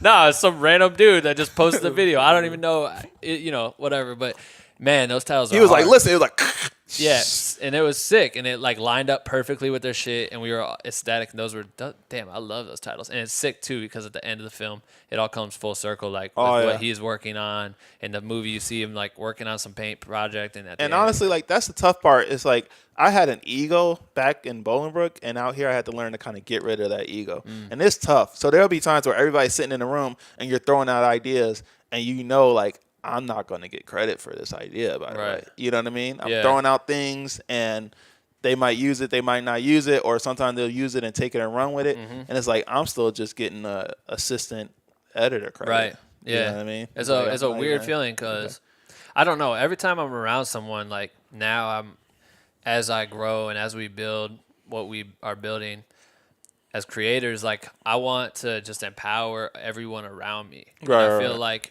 now I just want to be like, oh, fuck it, cool. Here, do this for us, and you can have this. Like the credits at the end don't matter to me. If you did some shit, it is what it is. Cool, you did that. Good work, bro. That's tight as fuck. But everybody's not like that, man. Well, yeah, but I don't know. I think that's the best pat on the back because sometimes you might not even get money for the hard work you do. You know what I mean? Like you might have said some shit in that Nicki Minaj session that you might have just said something that might have been some sort of influential piece on the song, right? And you might not ever get a credit or whatever, but at the same time, they could be like, turn around like, yo, JR, here's a writing credit. We ain't gonna get you any money or something, but here's this. I'm just making shit up. But that is the best feeling ever. So when I see that or when I've ever felt that, like, hey, here, you get this. Yeah. But for real? Yeah, man, I saw what you did. That was dope. I think those type of situations taught me how to be a boss now. You know what I mean? I really learned. I take what people do well. I take what they do not so well. I'm like, with my people, I want to make sure they feel a certain way. Right. And you know what I mean? And part of it is because the times have changed. So because times change, these companies are trying to keep up with the changing times as well. True. Things are different. You know what I mean? Very so different. they're running it like a taxi service, but this is Uber now. You know what I mean? It's a different mindset, and the way you treat your people is kind of different. So maybe like, I think it was, were we all the way through Chris's doc and you ended up splitting from Riveting and you went and did your own thing? Yeah, I think y'all was still kind of working on it, but yeah. I think we were. I feel like we weren't done yet. Whatever, we're working on a film, you split, and I remember you were like, I got to do my own thing. Like, this is very important to me. I got to do my own thing. Yeah. And you didn't really have a fucking plan. You're just like, I know it's tough because, my girlfriend, who I'm luckily still dating now, she was like, okay, I know. Like, we just started dating as soon as I stopped working there. Oh, like, yeah. We just started dating. She didn't even know, like, we weren't when you started working at interns? No, when I stopped working at Riveting. Or like, with we Costa? just started. Just started. So she was, so it was kind of tougher. And that's when, like, another setback. I had bed bugs in the crib. You know what I mean? I had to sleep out the car, but I refused to get another job. Okay, before we say that, and to put it in perspective, like, it was a lot of work because not only were we doing like Chris's doc, we had music videos coming through, we had all kinds of projects coming through, and there was like, it was a small team internally that we were working with, so everyone was doing a shit ton of work. Yeah, it was a lot of work, which is frustrating for you. I'm assuming because you have to get, you want to perform at top quality, and sometimes that's hard to do. And then at the end of it, like we talked about earlier, the kid in the private group asked, like, how important is it to like take care of yourself? Which to me is like, that seems like such an obvious answer. We weren't really taking care of ourselves. But I remember you struggling a lot with it because you're like, bro, at the end of the day, like, I'm exhausted. It probably isn't even safe for me to drive home at this point because I'm like delirious. I've worked so fucking long, and then I have to get right back up and do it again. Where at a certain point, I think that catches up to you, and you're like, all right, I gotta step back, take one for myself, like you did back then when you missed that party, and reset. And whatever it was, you did it and you reset. And at that time, you're like, I gotta do this for myself. And I learned with me, I was compromising a lot of what I believed in, and I wasn't gonna be happy if I compromised that. So it became more of a mental game now. Right. Now it's like, how can you take, because I was also stuck in the past and going through my own bouts of depression, and like I had to learn how to take care of myself, and part of that involved being around people that you want to be with and believing in your own strategy. And one of those things I had to do was let go of a lot of the baggage that I had in the past. So I actually started reaching out to my ex-girlfriends and like making amends.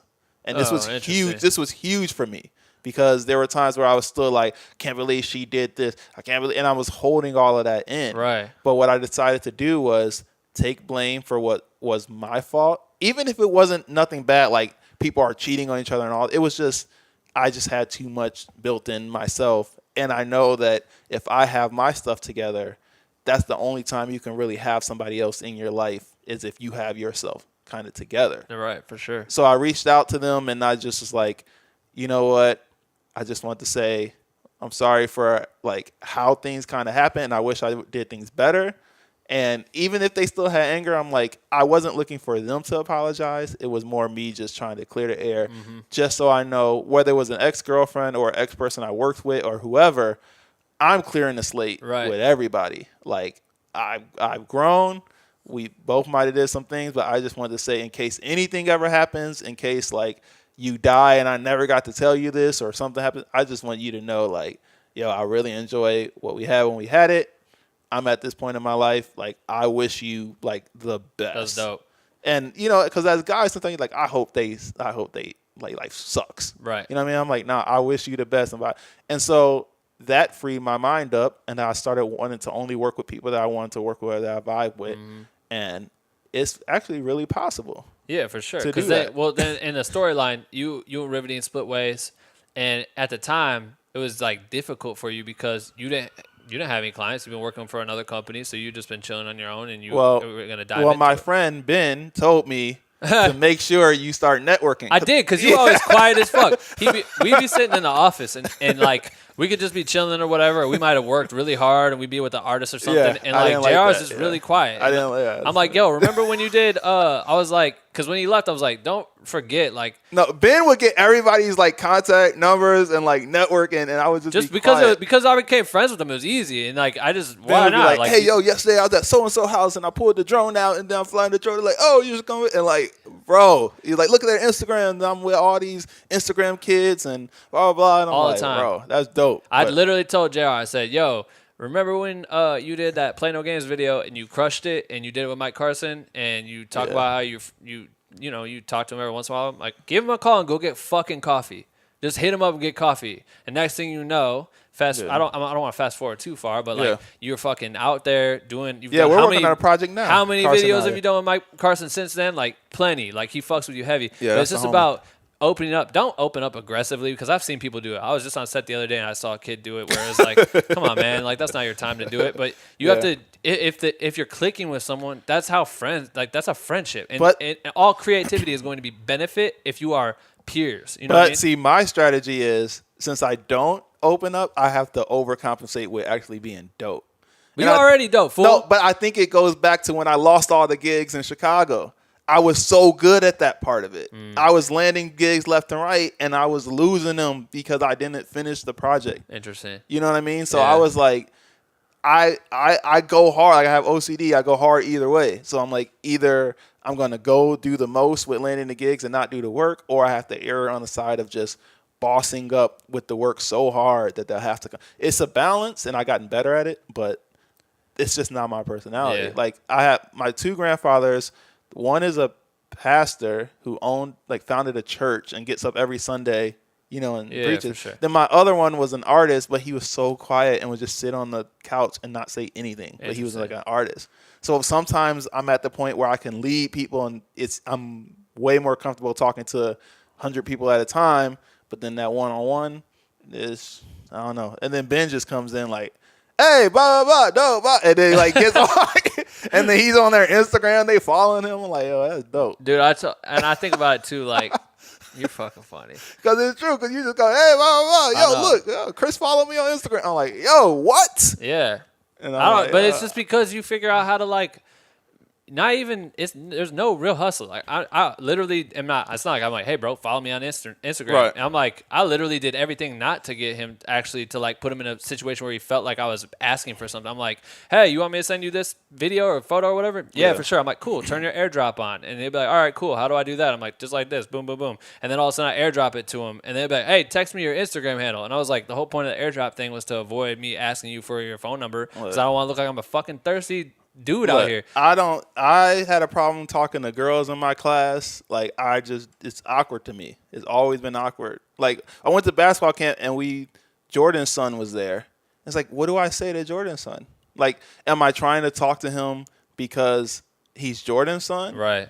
Or what do I say? Because I know a lot of information about him. Like, I already know his name. Yeah. I already know where he's from. Right. So it's like, it's always weird to me. It's not that I'm like starstruck. It's just I don't know what to talk about. Dog, you know what's crazy is the other night I walked up and I knew something about this dude, but I didn't know exactly who he was. I didn't know if I heard it correctly. Yeah. So I went up and Andrew and I are at this party, and Andrew introduced me to the two dudes or whatever. We're chatting or whatever. And the guy's like, I'm from England. Or I was like talking about his accent. I was like, you ain't from here, are you? He's like, sometimes we live here. And I heard that they do big movies. Yeah. And I'm like, of course they live in LA sometimes. And he's like, yeah, but we live in England and LA, blah, blah, blah. He's like, where are you from? And I'm like, I'm from Iowa. And he goes, go Hawkeyes. And I'm like, the fuck? Because that's like one of the biggest colleges in Iowa.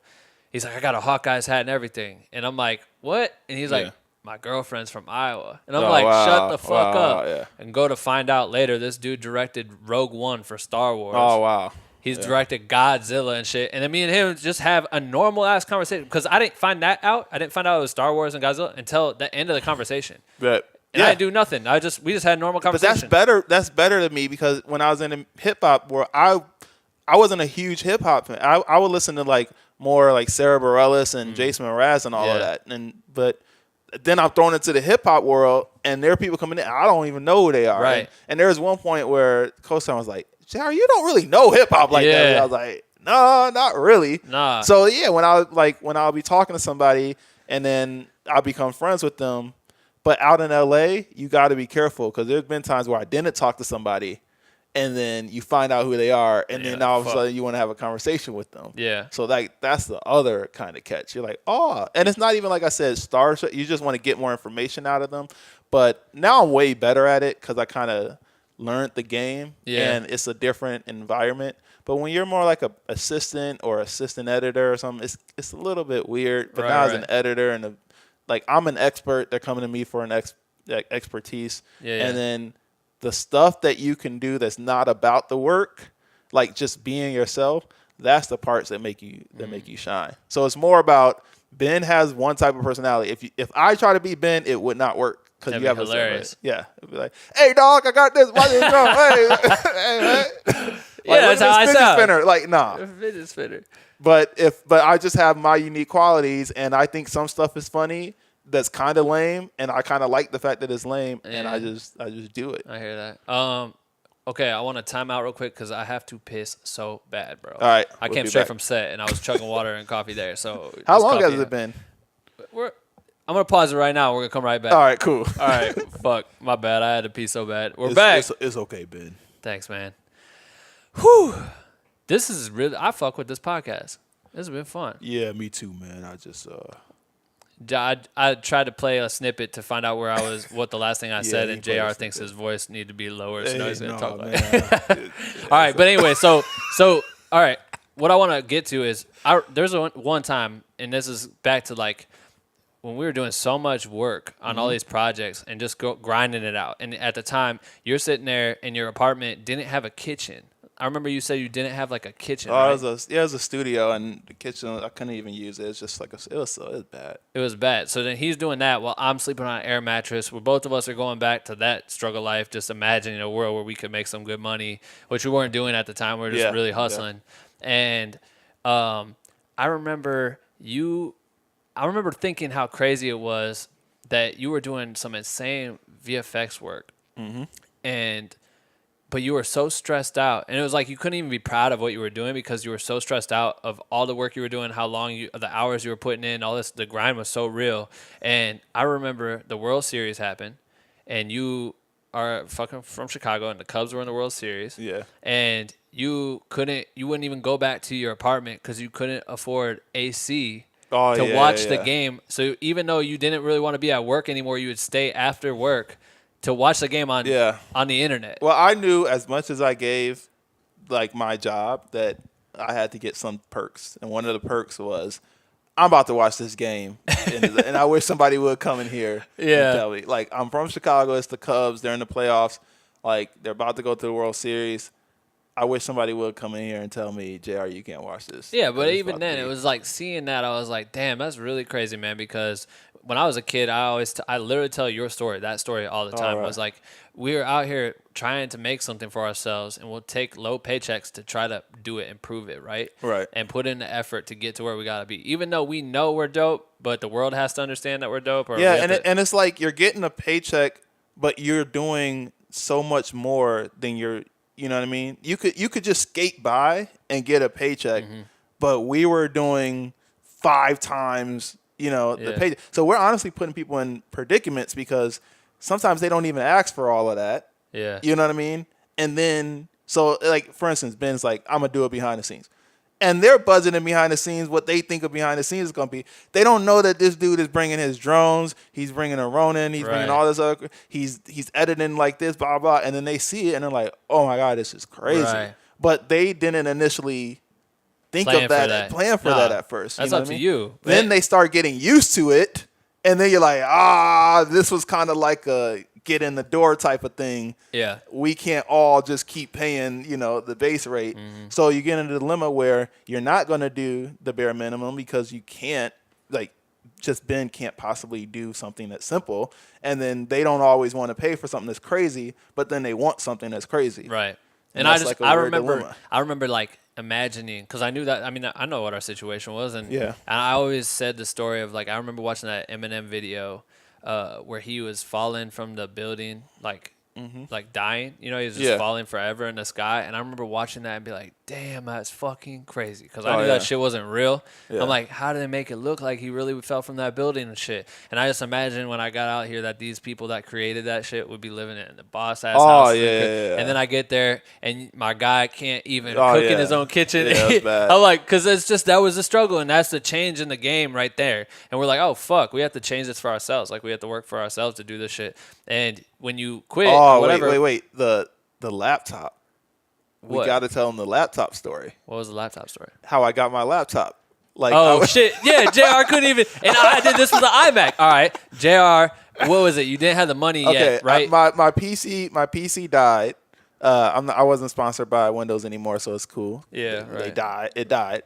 And I was like, man, I need to get a Mac because everybody's talking about the Mac. It's industry standard. But I went in, my credit sucked, and it's like, I don't know who can get the credit cards at Mac. I never heard anybody that actually got approved for the credit. So anyways, there's like, all right, you're denied because your credit sucks, dude. I said, okay, I can get the Mac Mini. It's like $300, like the really small one.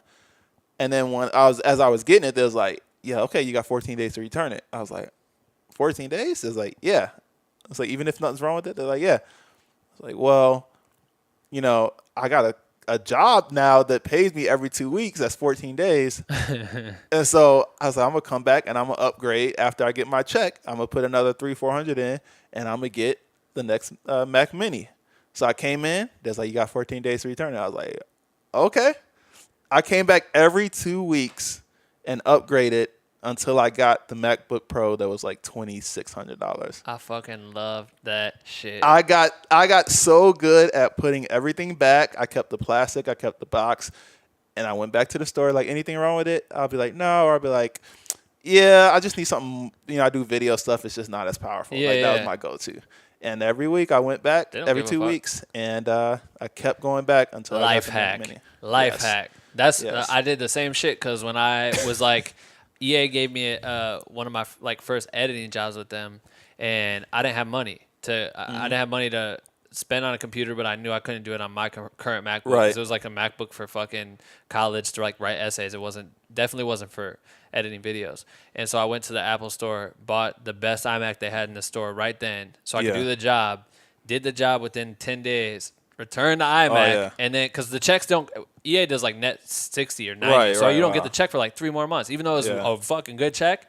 I wasn't gonna see that shit forever, so I had to like go put it on credit, come back, return that shit, get reimbursed.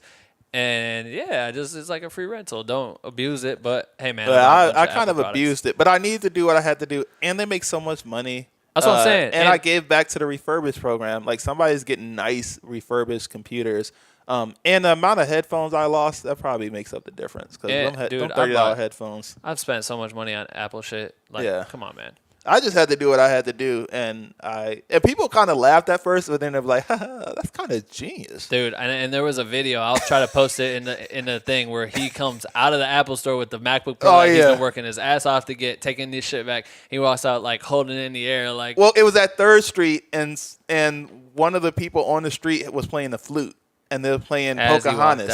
They're playing Colors of the Wind, and so as soon as I walk out, it's just so timed up to where it goes.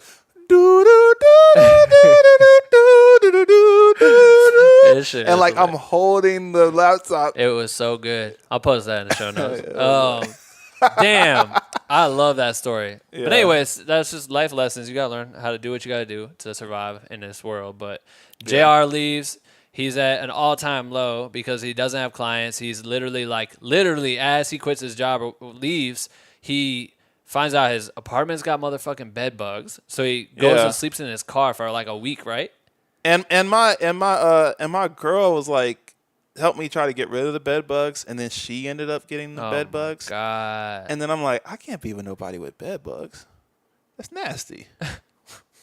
Like, you got bed bugs. I can't. What the hell? You had the bed bugs. No, mine was good now. Like, she cleaned it. Oh, right. But I can't be with nobody with bed bugs, dog. That's nasty. So?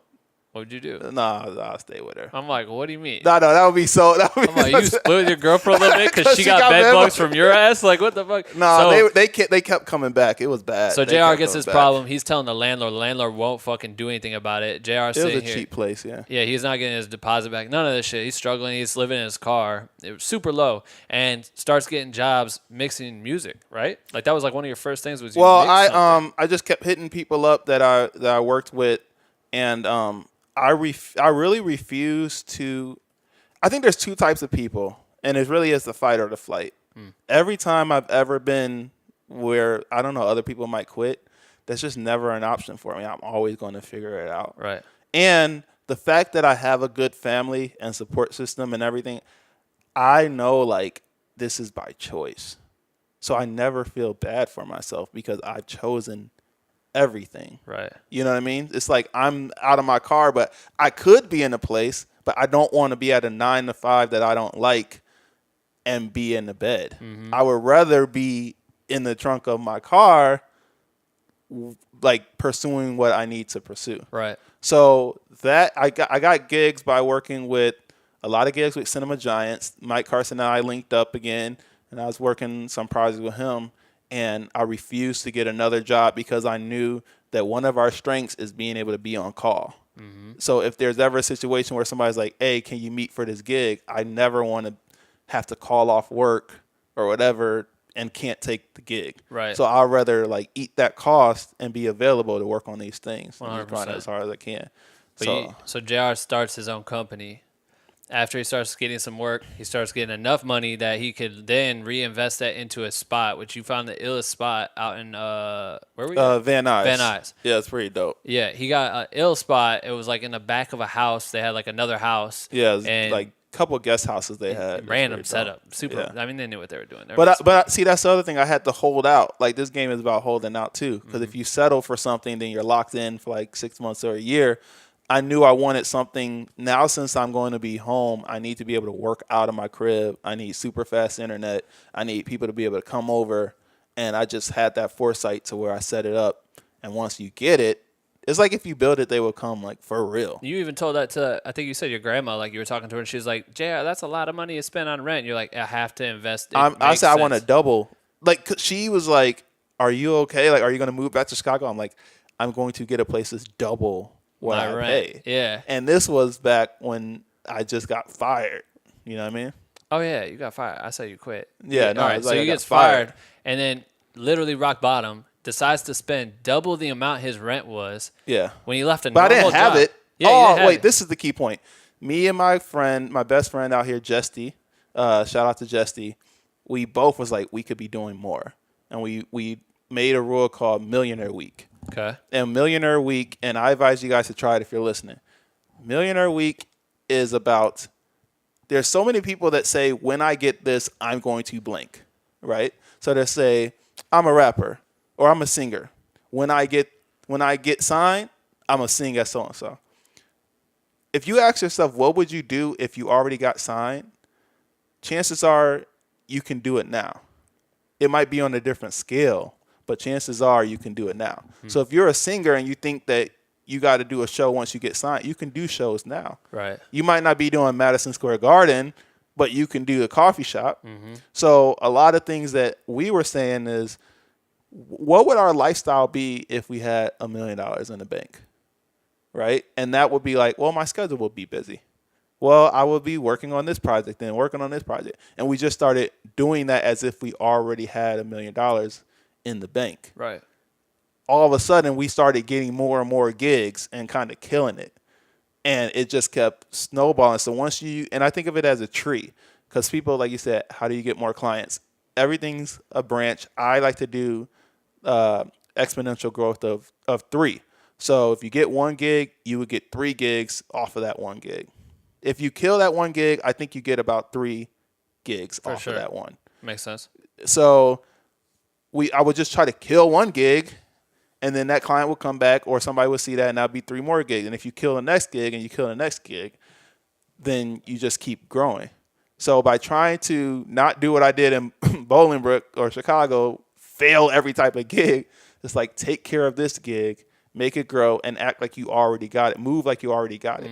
It don't mean try to take helicopter rides and do all this stuff that you can't afford. Right. It just means the stuff that you waiting on, you can do now. Just get it now. BSing yourself. Fuck yeah. You can do it now. So you design a company and you call it? No, Nocturnal Effects. Because this motherfucker don't sleep. No, I don't sleep. And, between me getting freelance gigs, Max getting freelance gigs, Kavika getting freelance gigs, my other guy Paul getting freelance, I'm like, we should just kind of come together. But we all weren't coming together to do it. I'm like, I'm just going to do it. You have know to. what I mean? Yeah, sometimes I'm just going to. But you also have that drive, and you've already been doing it where you already said you were the seller. You could get the gigs. That was your job. Yes. So that is an art in itself, and it's not easy. And you were good at that shit. And then you knew you needed to acquire a solid team of very talented people to be able to come through. Yeah, and people have their strengths, and not everybody wants to be a leader or be in the forefront. I talk so much crap about other leaders, and I don't do it myself, and that's where the disconnect comes. I feel like I know better.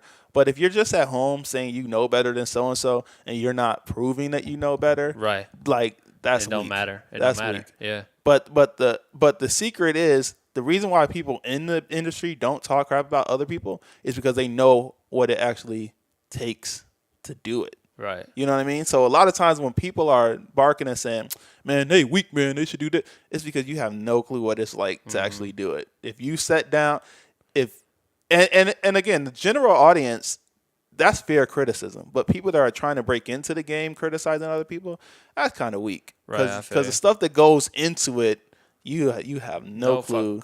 And you probably make the same decisions. And it's honestly not even that weak. So, starting this company, what are some of the credits you've done since then? Because my man's over here just recently acquired some Moon Man.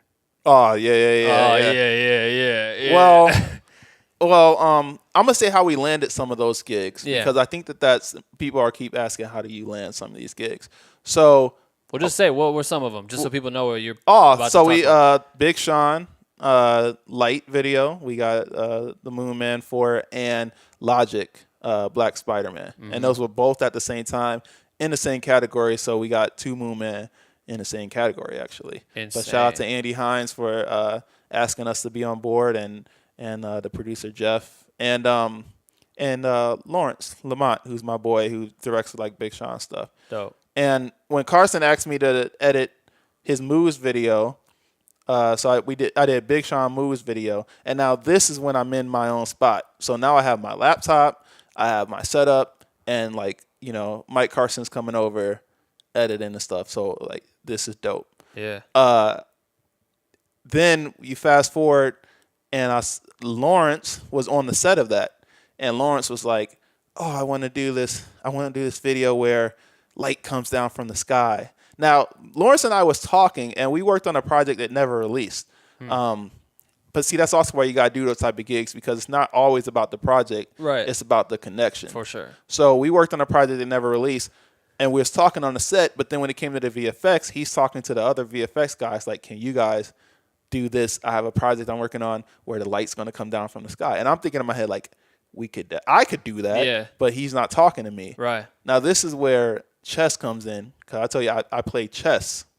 And chess helps me with these strategies. So instead of making impulse decisions that are just weak, I'm like, it's all like chess, like be calculated and precise with your moves. So like now is not the right time. Like you said with that guy that was obnoxious on set. Yeah. Now is not the right time to, hey, I could do it. Yeah. It was like, all right, put this one in my back pocket. About a month or so later, I was like, hey, Lawrence, didn't you say you were looking for some light effect? He was like, oh, yeah. I was like, I wanted to take a stab at it. He was like, all right, dope. I went outside with my cell phone. It was nighttime. I shot just a plate. Plates are just backgrounds that you put the VFX on top of. Right. So I just went around in the street and just like recorded as if a light beam's coming down from the sky. And then I go to my computer. I do a mock-up of how the light beam comes down from the sky, and it looks pretty good. Like I track the camera. Like cell phones are amazing. I track the camera, blah, blah. I text it to him, and he's like, there's some changes I would make for the final one, but this is dope. Like you got the gig. Damn. Just like, let's go back to how spec work, how that early spec game paid off. Well, because think about it. These people are going to invest in you and believe in you, and you ain't got nothing to show. It's all in your mind. You got to show them what you can do. Every time. You know what I mean? And the fact that it was just my cell phone footage with an iMessage, but it looks pretty dope. And I sent it to him like, hey, and he's like, oh, say no more. You got the gig. Have you ever posted that? I need to post that story, huh? Can I post that in my... Yeah. No, you can post it. I'm going to post that in the show notes. Yeah, exclusive. Yeah, exclusive. Black with no cream. And then... .com/podcast. So then that was for lights. He asked me to edit Jump Out the Window for Big Sean, which he was like, I want to have him turn into a video game. He's like, can you do the video game, all stuff? And that's when, again, man, it's so weird talking it out now. Because Crazy, right? Back when I was younger, I used to want everything. But because I went through the stuff I went through, I'm able to make these decisions now that probably I wouldn't have made the right decision. Because he's like, well, can you do it? And part of me was like, oh, that's the budget for the animation? Yeah. But then the other part of me was like, but then I'm going to like, if I fail that, you know what I mean? Because we haven't necessarily done it like that. Right. So I'm like, bro, like I'm already editing. We're already doing the other VFX in the video for the specific animation part. Let's outsource that, and I'll oversee what the other animation company is doing. Like, so we'll oversee it. And so he's like, bet. And they killed that. Yeah. But like me being on board, I knew on set like, hey Sean, let me get 360 pictures of you so I can give it to the animation house so they're not making a cartoon just off of nothing. Right. You know what I mean? Yeah, so after smart. he shoot, I'm like, Sean, can I take some pictures? So again, with my cell phone, I just have him stand there. I'm like, okay, now act like you're running. It's very awkward. But I'm like, just do a running pose. So he's like, just fix the running man. Yeah. I'm like, okay, cool. You got Big Sean acting like he's just posing for you. It looks so funny on my phone because at the end of the though. day, it's like, and I'm just boom.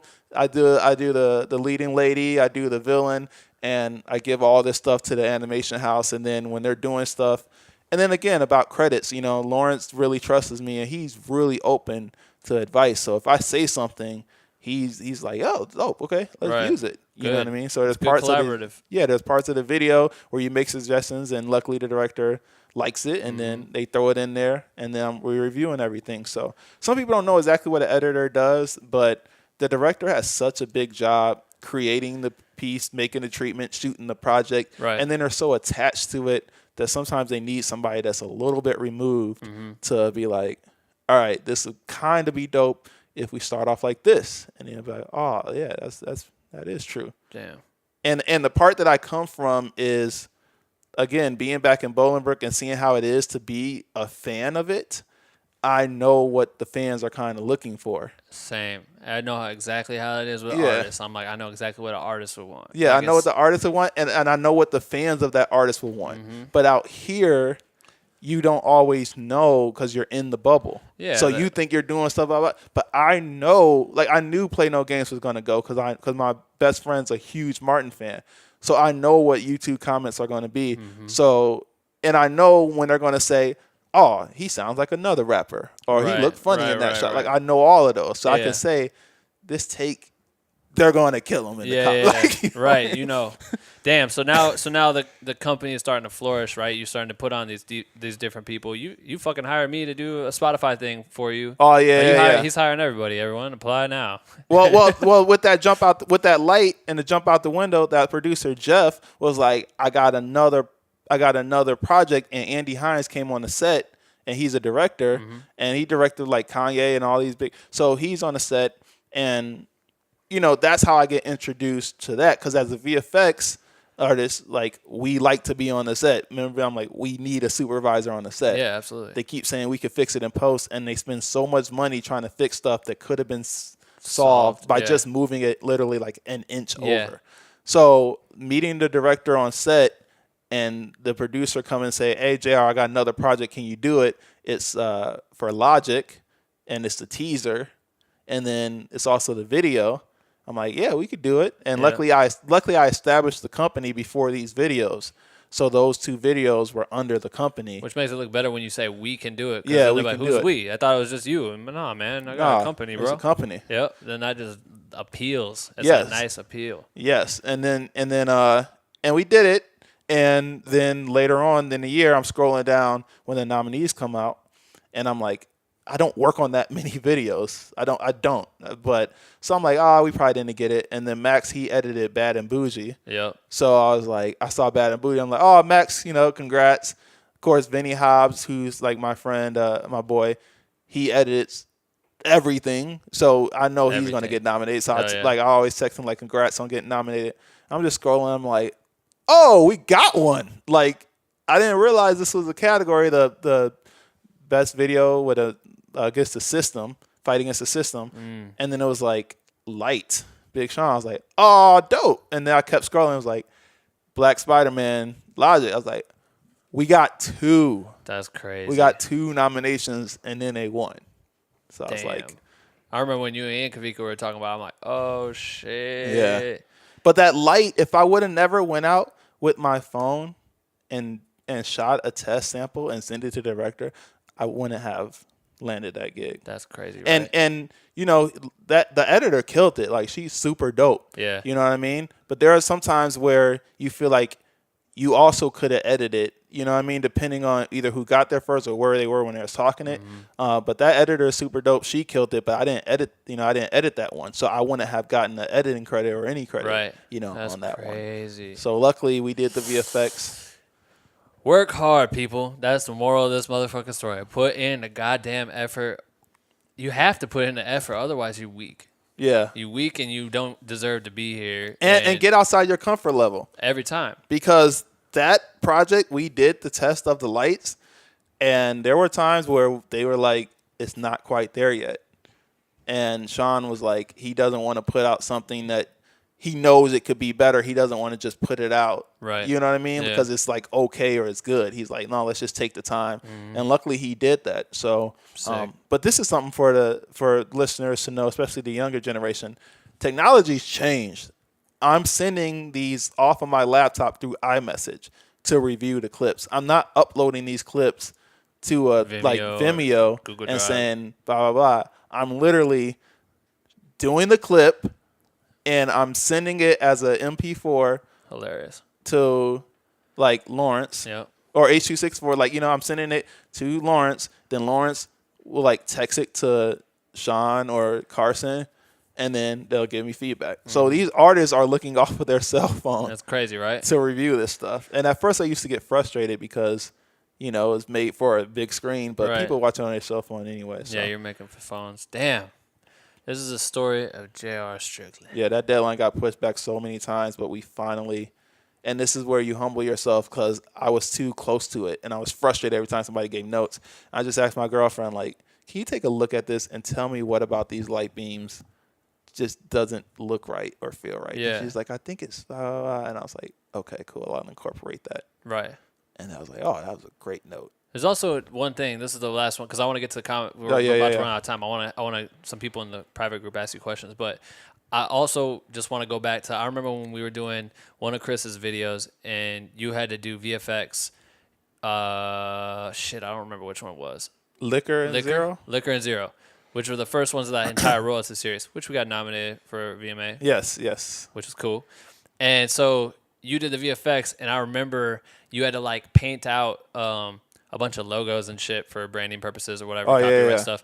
And it was dope because JR fucking slid in his niece. Was it your niece? My god sister's daughter, so like my god niece, she loves Chris Brown. She's like, I love him. And I'm like, you're like in high school. Yeah. She's like, I love him. And when she found out that we were working with him and that he was coming in and, you know, right there while we were editing and doing all this sort of stuff, she was so excited. But I'm like, I can't FaceTime you while Chris is like here. Come on now.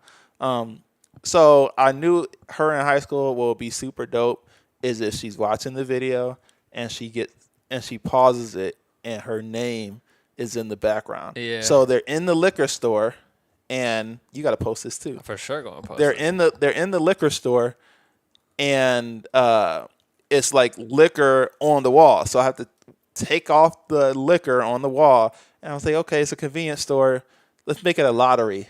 So I made it a lottery sign, and it said lottery winners, and I put her name, and just to be sure, I put her full name, and I put my little sister's name as well. That's so dope. And I screenshotted it, and of course nobody at any company knew I did this. Yeah.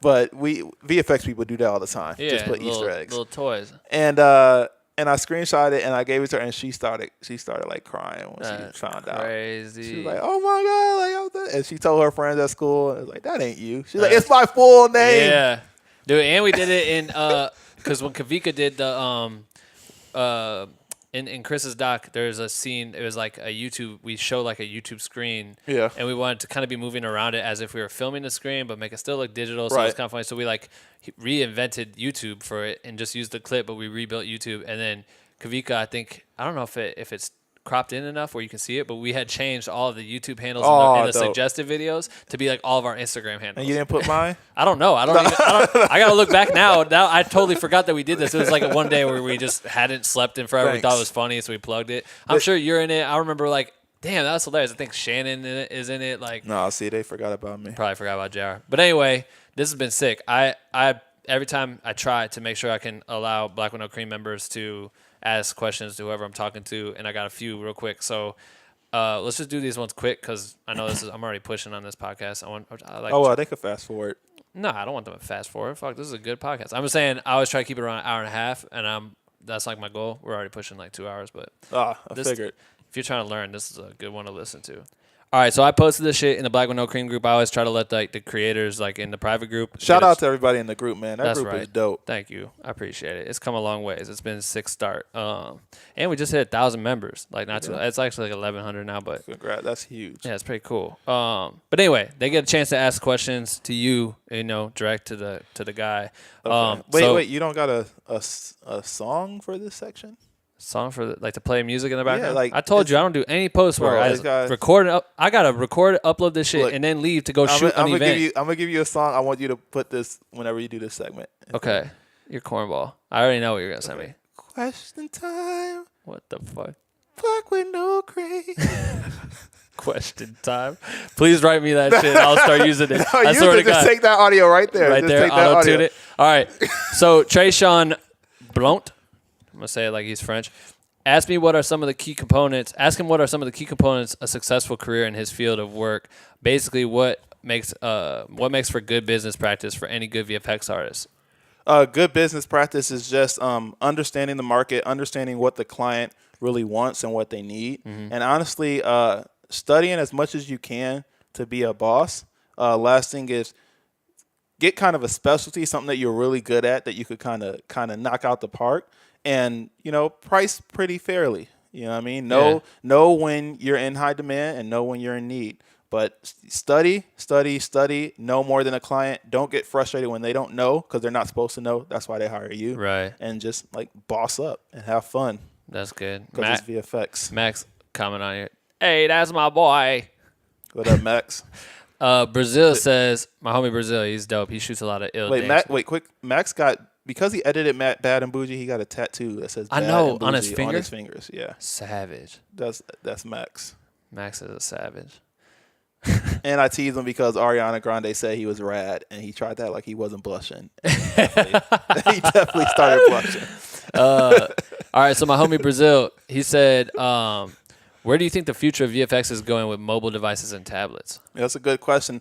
I think the future, it's hard because you got to have a medium for it. So if everybody, depending on how much people have the tablets and the, the glasses, then it can only go so far. But I really think the future is going to start being in like designing and virtual reality in terms of put this chair here, put this desk here. Right. Like when you're shopping, you know what I mean? You can actually move your phone around to see what's there. It's going to be more for practical use because form follows function. So I don't know how much entertaining it's going to be as opposed to real world situations. That makes sense. That you can benefit from. So this kid, Tyler Casey, he just says Mac or PC. And I like that because we talk about investment and you need to invest into your shit. And one other kid had sent me a message, Patrick. He said, would love to hear guests discuss how they decided investing in a gear. Not about is it the right gear, but more about the financial decision. So it's cool that he's talking about Mac or PC. In my personal use, we literally just built a PC, right?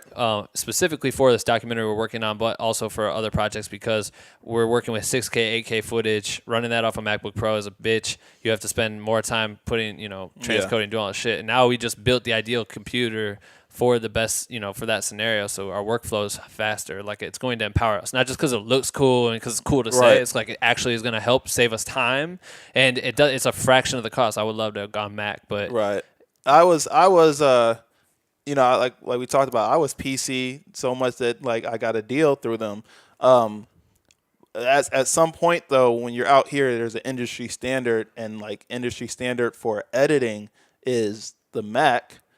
In terms of and it's not just the Mac, it's the iPhone that goes along with the Mac. You know what I mean? So it's having iMessage. Like I said, I'm sending clips through iMessage to the director. When you take that out the equation, it's different. I can't export ProRes and be comfortable. Right. You know what I mean? Little things like that. So for a lot of that and just the navigation, I love how the Mac works, even just finding things. But for VFX, there are some programs that don't run on a Mac. And, you get a bigger bang for your buck in terms of the power when it comes to a PC. Right. So I had to invest in a dope PC that I was going to build, but I ended up just buying it. And that's what we do, like heavy VFX on. Right. Simulations. So you kind of got to know what do you need it for and go off of that. Form follows function. And what was that second part to the question? Equipment? Buying equipment. I used to try to keep up with the Joneses or like keep up with the new equipment that's coming out, but there's too much I got to buy because I do too many things. Right. So because I do the music, the video, between buying microphones and instruments and Pro Tools and Premiere and all types of gear, camera, then people having the Ronin, and now all of a sudden my Steadicam is outdated. Right. I kind of learned that I'm gonna hire some people that already have that stuff, or just rent out a Red when we shoot, as opposed to keep trying to buy this equipment that But if you're making money off of it, if you're doing BTS, and you need to have a solid camera and keep up with the equipment. So it all depends on what you need, but form follows function. That's very fucking true. This kid, I think his name's Fabian. Damn, I don't know how to pronounce. My mom told me I gotta get better. She listens to every podcast. It's crazy. She comes back and gives me a full review. Hi, Mom. I love you. Good morning. She gets ready for work. She listens to me talking. Yo, when you surprised them, that was great. We're back. Oh, when I hadn't been home forever. And you was just in I know they had no idea. Yeah, that's a good video. Yeah, that was awesome. That should have gone viral. I'll post that in the description too. Anyway, so he said, "What's more fun, editing or VFX modeling?" I see the thing is, a lot of things get tainted because we have to do like things for money or for, you know what I mean? Yeah. Or for like, so a lot of times our art mixes with what we gotta do to pay the bills. Right? So fun. Sometimes editing is really dope. I don't have to model so much. So sometimes when I do finally model, it's just relaxing because I know I'm just doing it for fun. Right. You know what I mean? But a lot of times I'm outsourcing that stuff. But VFX is dope because when you do something that people don't know how you did it, that's like such a rush. Right. But editing is dope because it's a vibe and it's a feeling, and you know, like they're both just dope, man. Cool. It's just a feeling that you get from that's different from both of them.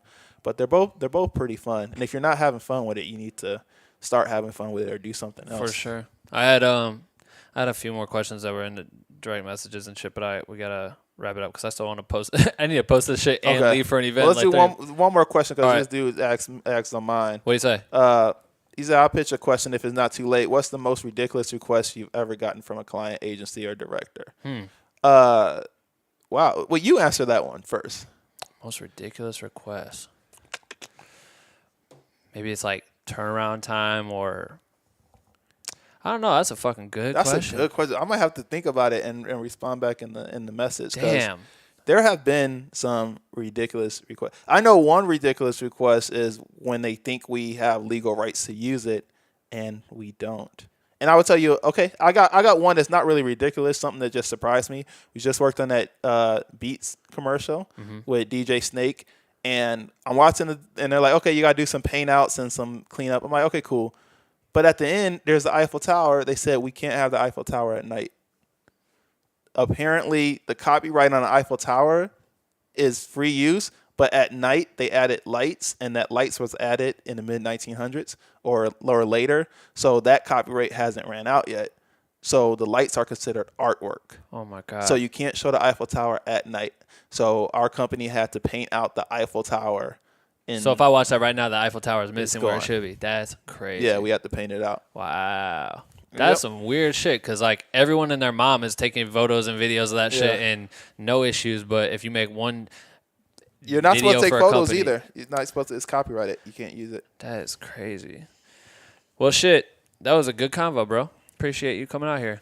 Thanks, That's man. cool. And I'll answer the other questions in the comments that we didn't. Man, we got, and this is the very beginning. That's what I love is that we've only been out here for a few years and everything is cooking up. And right now we're about to fuck shit up. Yes, there's so much more. If you hit me up, JR Strickland on Instagram, DM me. I'll answer some questions and let you know some things or show you some resources. Or my website, jrstrickland.com. Plug it. And nocturnaleffects.com. That's and right. if you dope, send some stuff like, put it in Black with No Cream because we all go through there and kind of review your stuff. And Yeah. JR's there. know, and it's good for us to get inspired as well. So. Oh, yeah. There's some crazy creators in there right now. That's dope. But, all right, I appreciate it. I'm going to end this shit now and go film this other thing I got to go to. It never ends, dog. But I'm going to post it before all I right. go. And where's the sign-off song? You want to write that one, too? Black with No Cream. Is out of here. You can give a ting-ting noise. Like ting-ting. And that's it. Bye. All right. Bang, bang, bang, bang, bang. That's it.